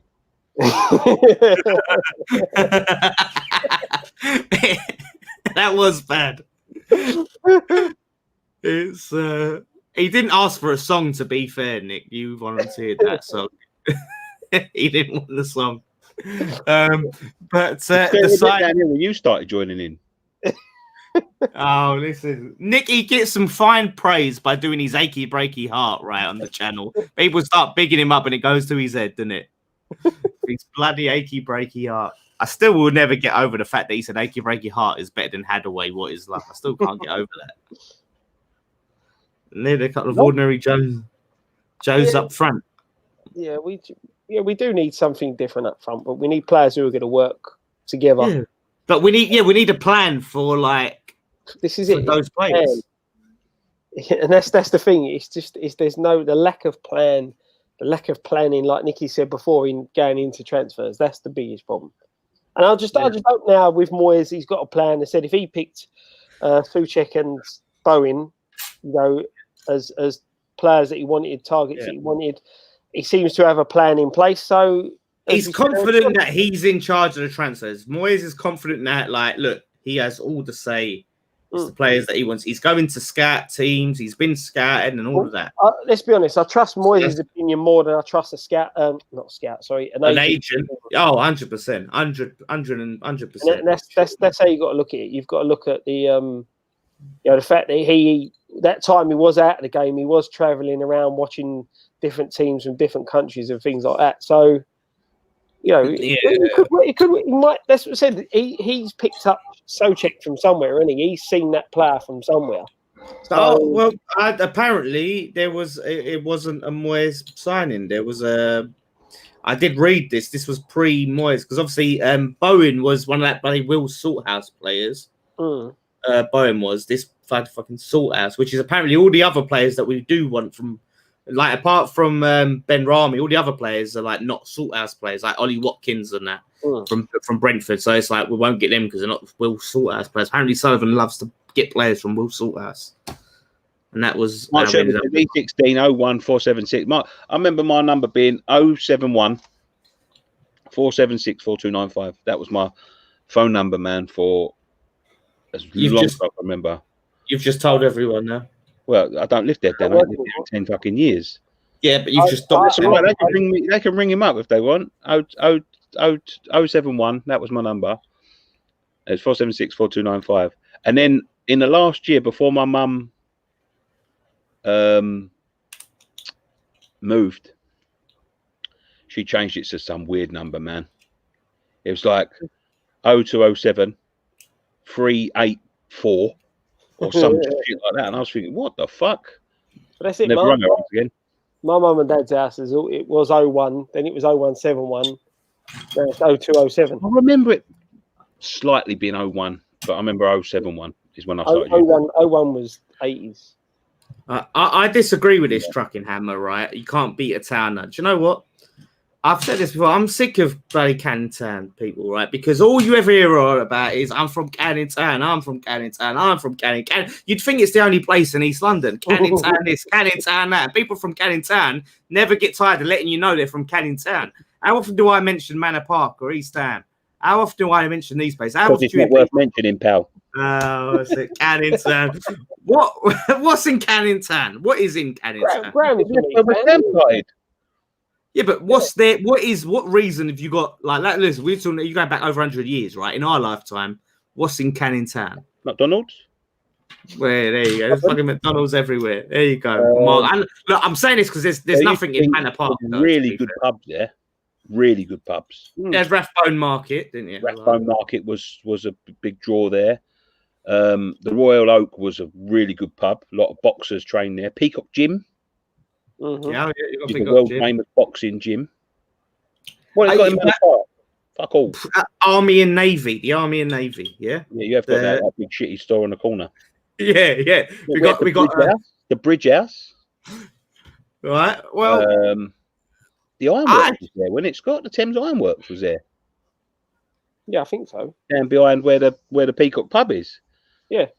I just think people from Canning Town go on too much about they're from Canning Town. Like it's just Canning Town. It's this fucking exclusive, amazing club. Like we're from Canning Town. We're like But Dan, it's just the thing of being a West Ham fan. There's a lot of people from Canning Town. I think a lot of people lie about being from Canning. I don't think you guys are lying about being from Canning Town, but I think some people lie about being from Canning Town. You've been around my mum's. I know you. I know you guys. I don't think you're lying. I don't think you're. No, yeah, I've been around your mum. I've been Canning Town. I know I've been around Scott's mum. He's been around my mum. I know you're not lying, but some people. I'm the one. I'm the borderline one. I think I'm the one who's closest to being in another part of East London than Nicky and Ryan were. Look, Mark said he's from Canning Town. Ryan's from Canning Town. Look, Canning Town. How many people? Canning Town's not that big. There's only so many people who can be from Canning Town. Massive. Come on, man. Worldwide, Canning Town. Forest Gate, East Ham, Manor Park, Upton Park. That's it. In Stratford. I know lots of people. I know lots of people who were born who lived in Forest Gate and. Guess what? They don't go and shout from the rooftops about it like you Canning Town mob, do they? If I ask them where they were born, I'm surprised you don't wear a T-shirt that says "I'm from Canning Town" every day. Honestly, I had to get that off my chest. Honestly, that was bothering me. I lived Beckton Road. I lived next to the Beckton Arms pub when I was born. Yeah. Then I moved out for a little while to Stratford. Then we moved to West Ham. Then we moved back to Canning Town, but that was sort of like 4 moves in 5 I years believe. or 6 years or something. Yeah.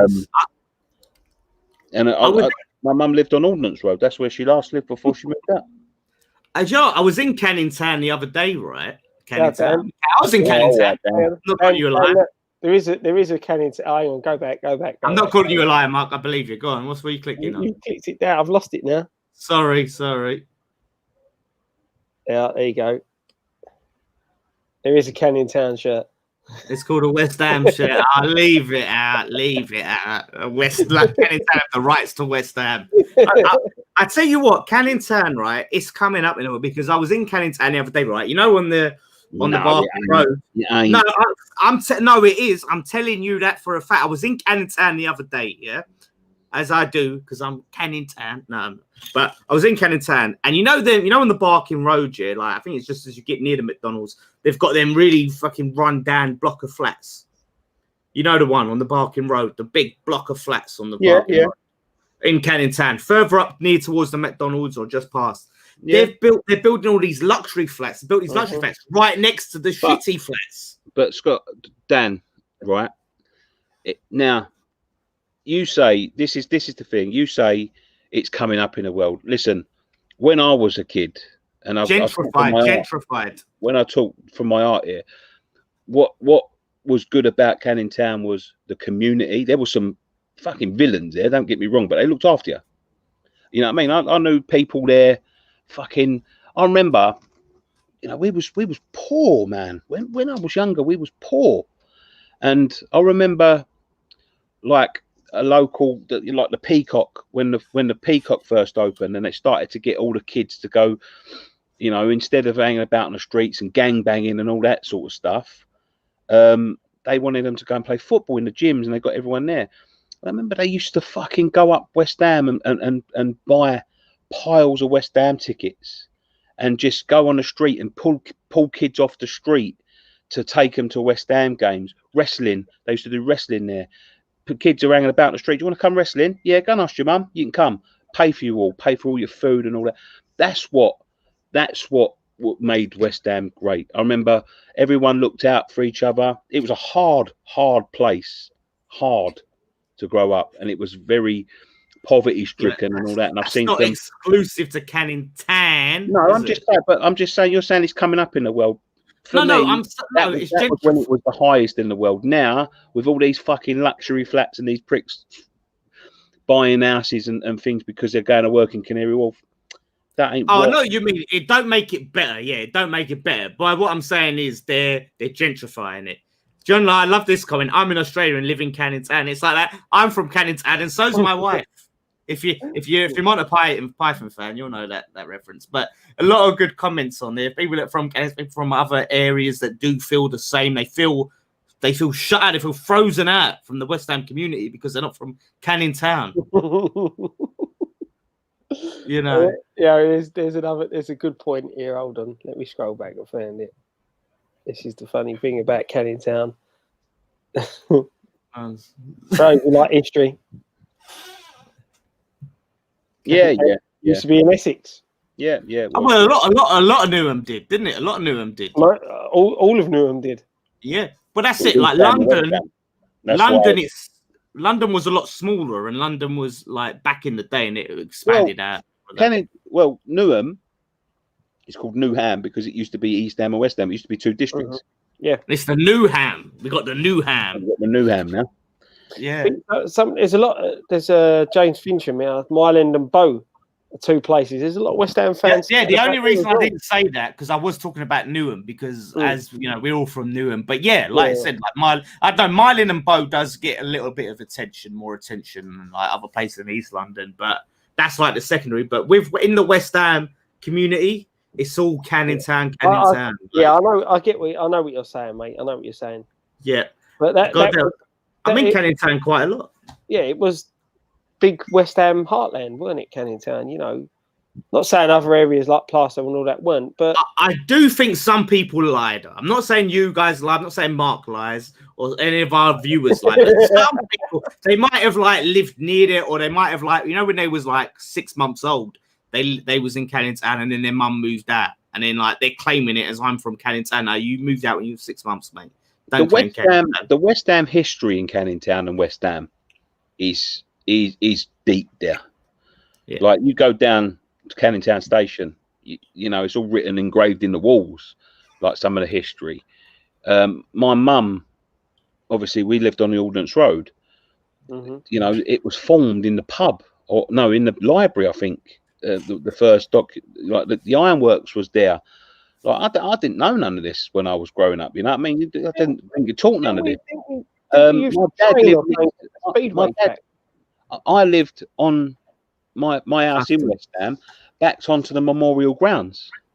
You know, you could actually my back garden. You jump over my back garden. You was in the Memorial Grounds. You walk to the local shop. You used to see the old gates.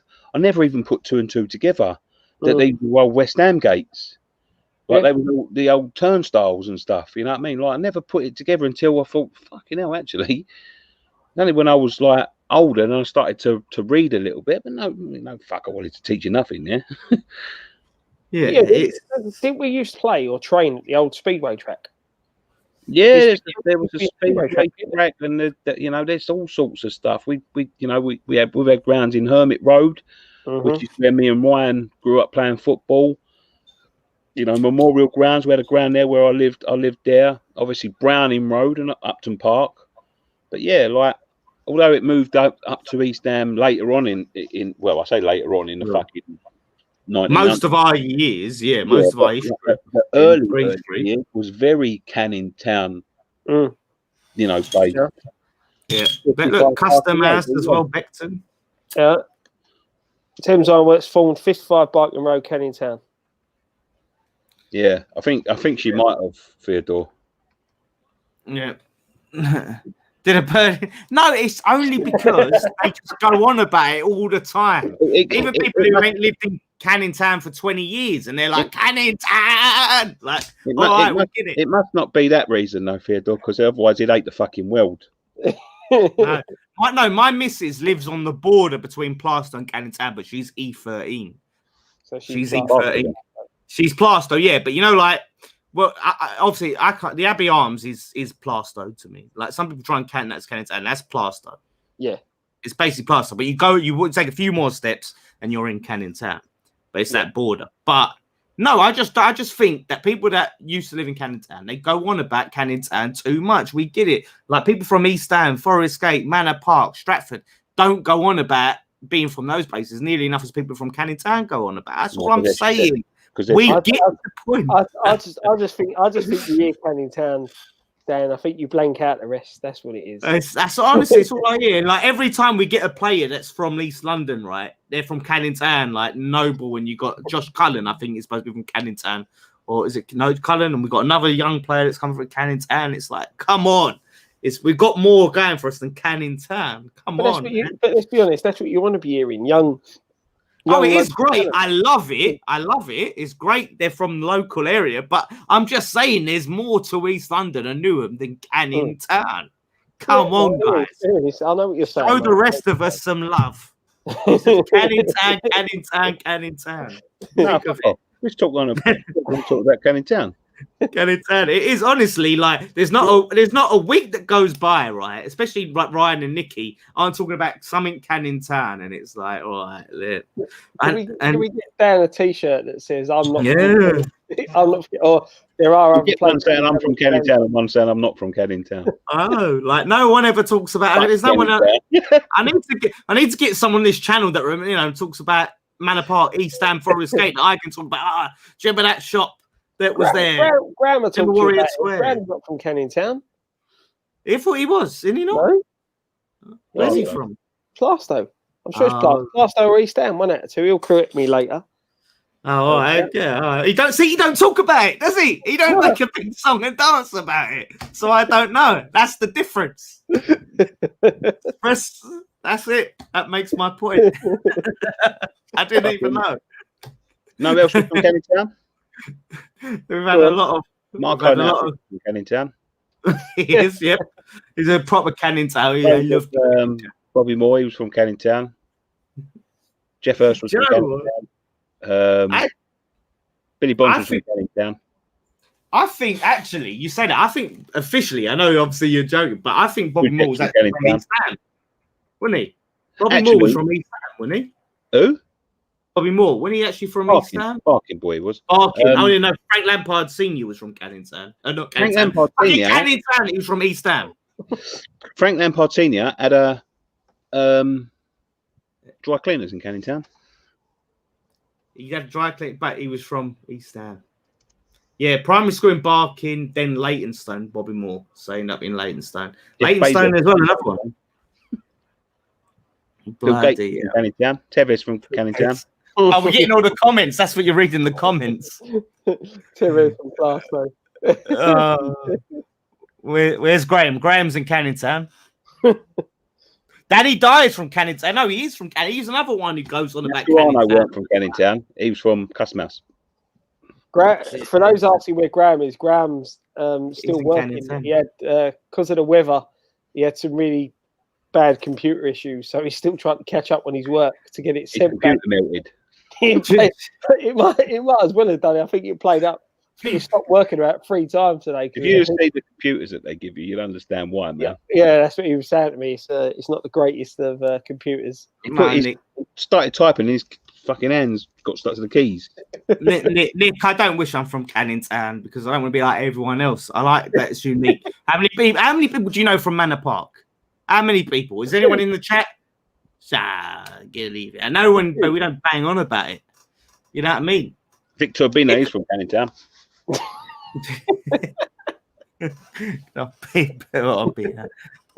Yeah, so it's Solano. He was born in Canning Town, moved to Peru early. So you know what? I'm good. We're getting all our Canning Towns out tonight, right? So maybe we can that's it now. We can never hear about Canning Town. Instead of having a swear jar down, we've got to have a Canning Town jar, yeah? Yes. Do you know what? I'm going to purposely call out anytime one of you mention Canning Town and be like, put that in the fun, put that in the pot. Bloody hell.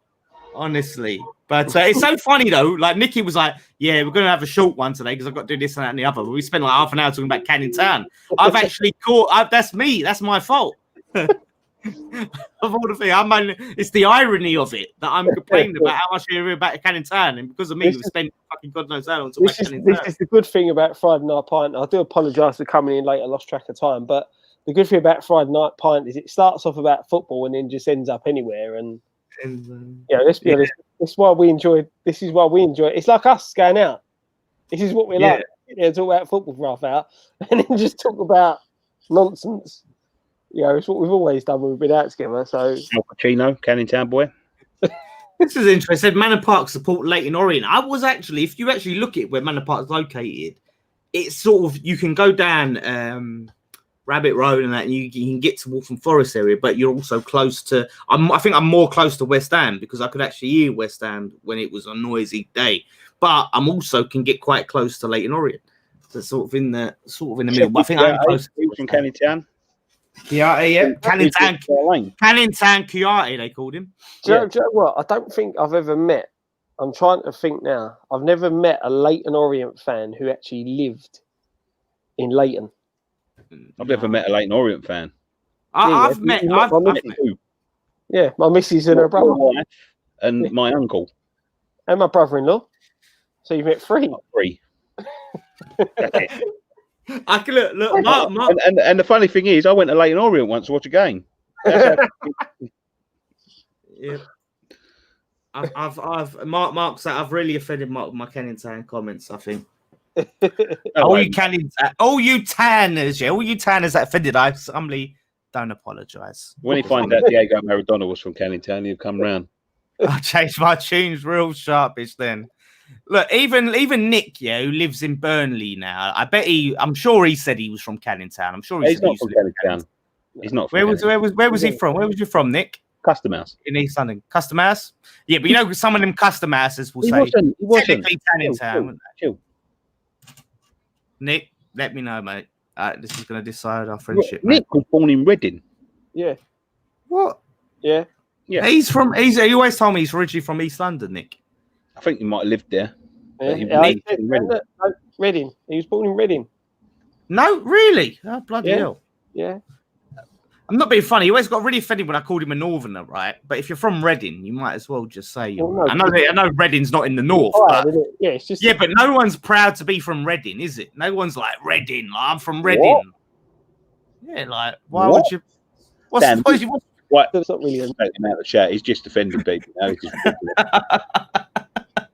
I'm just saying. Is there anyone in Reading that's going to be like, wait a minute, come on, you don't hear anyone brag about being from Reading. He is from Reading. He is from Reading. That's why he is from Reading, but he slates it. Ricky Gervais just slates Reading all the time. You know, Slough. No, that's it. It's David Brent's from Slough. Ricky Gervais is from Reading, I believe. So I froze in, and then it was a bit like a lip sync. So I've just caught back up now. All right. Well, you ain't missed much. I need to know. I can hear it all, but it was like do you know one of them old movies that dubbed over. James English just reminded me. I forgot all about this. Bomb. Oh shit! Yeah, the free subs. They brought back the free subs. I think it's a good thing. It only benefits the top clubs. I don't see. Well, I say I don't see why they would want to introduce it. I do.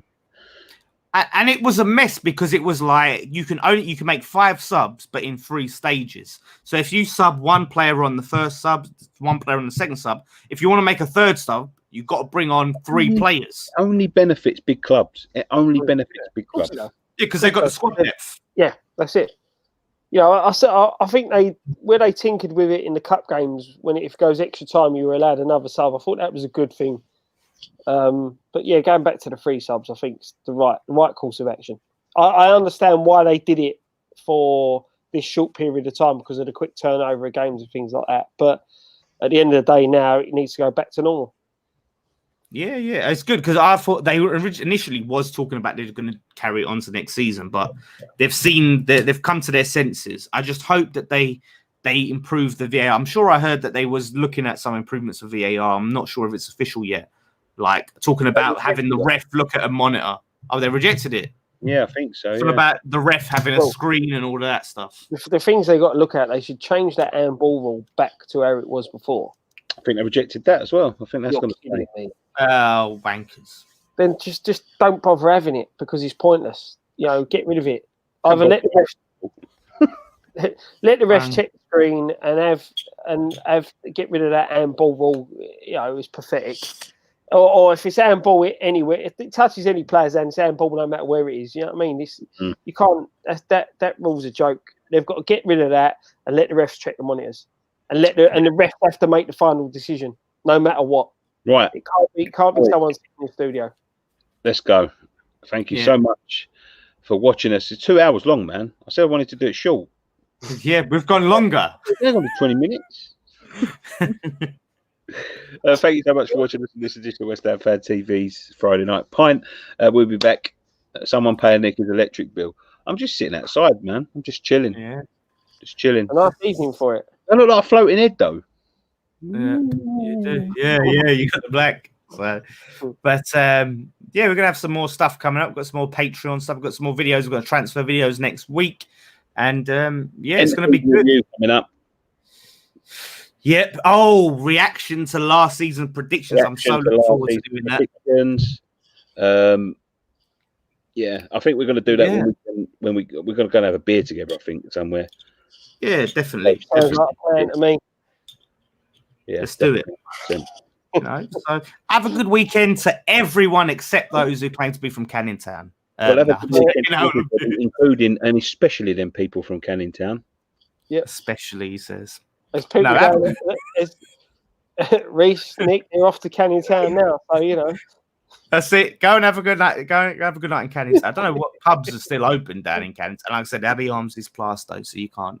It's a great pub though. It's a great pub. Go Abbey Arms. But yeah, no, have a good weekend, guys. We'll be back with more videos. Get to the Patreon if you can. I'll remember. T-shirt sale. Don't forget t-shirt sale. T-shirt sale.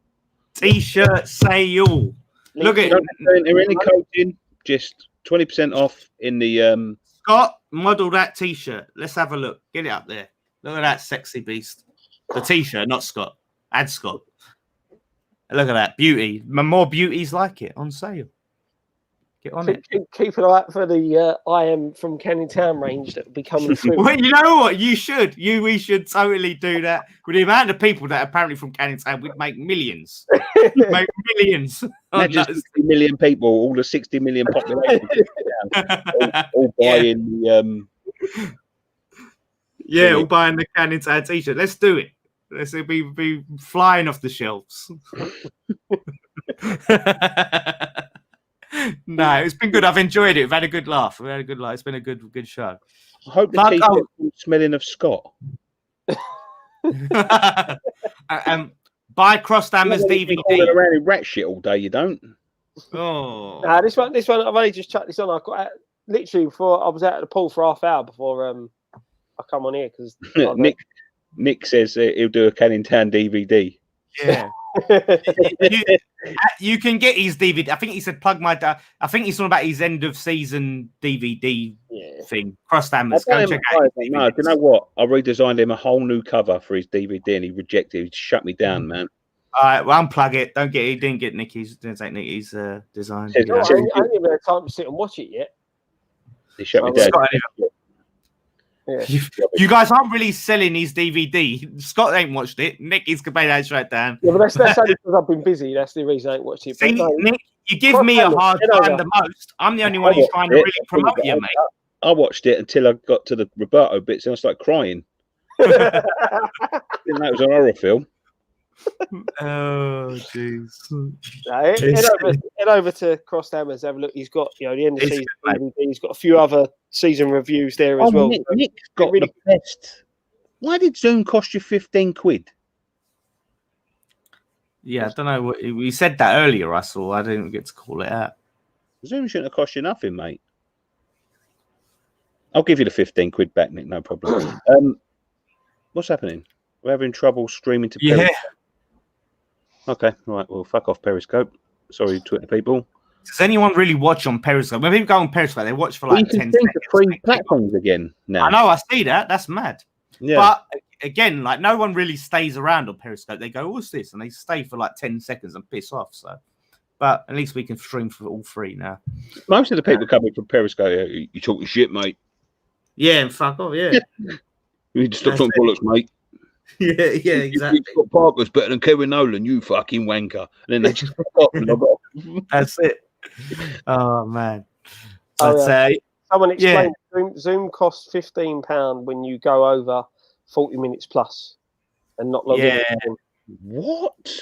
Yeah, so you have to sort of log out and then log back in again. Yeah, but they don't usually just charge you. They usually just cut you off and say you've got to buy this. They can't just turn around and go, 40 minutes and 52 seconds. It cuts you off. It cuts you off. Well, obviously, it ain't Nick. They've charged him. Well, that's probably Nick's error on Nick. Can't go over 40 minutes. Fucking hell. What a rip-off that place is. I bet that place is going down the pan. That's going to be my new name, Canning Town Dan. I'm Canning Town Dan. Why, are you from Canning Town? No, I just fucking hate Canning Town. Right. Thank you so much, everyone. Thank you so much for joining in the chat. It's been fun as always. We'll be back again all next week. One thing left to say, lads. Come on, you irons. Come on, you irons. Come on, you irons.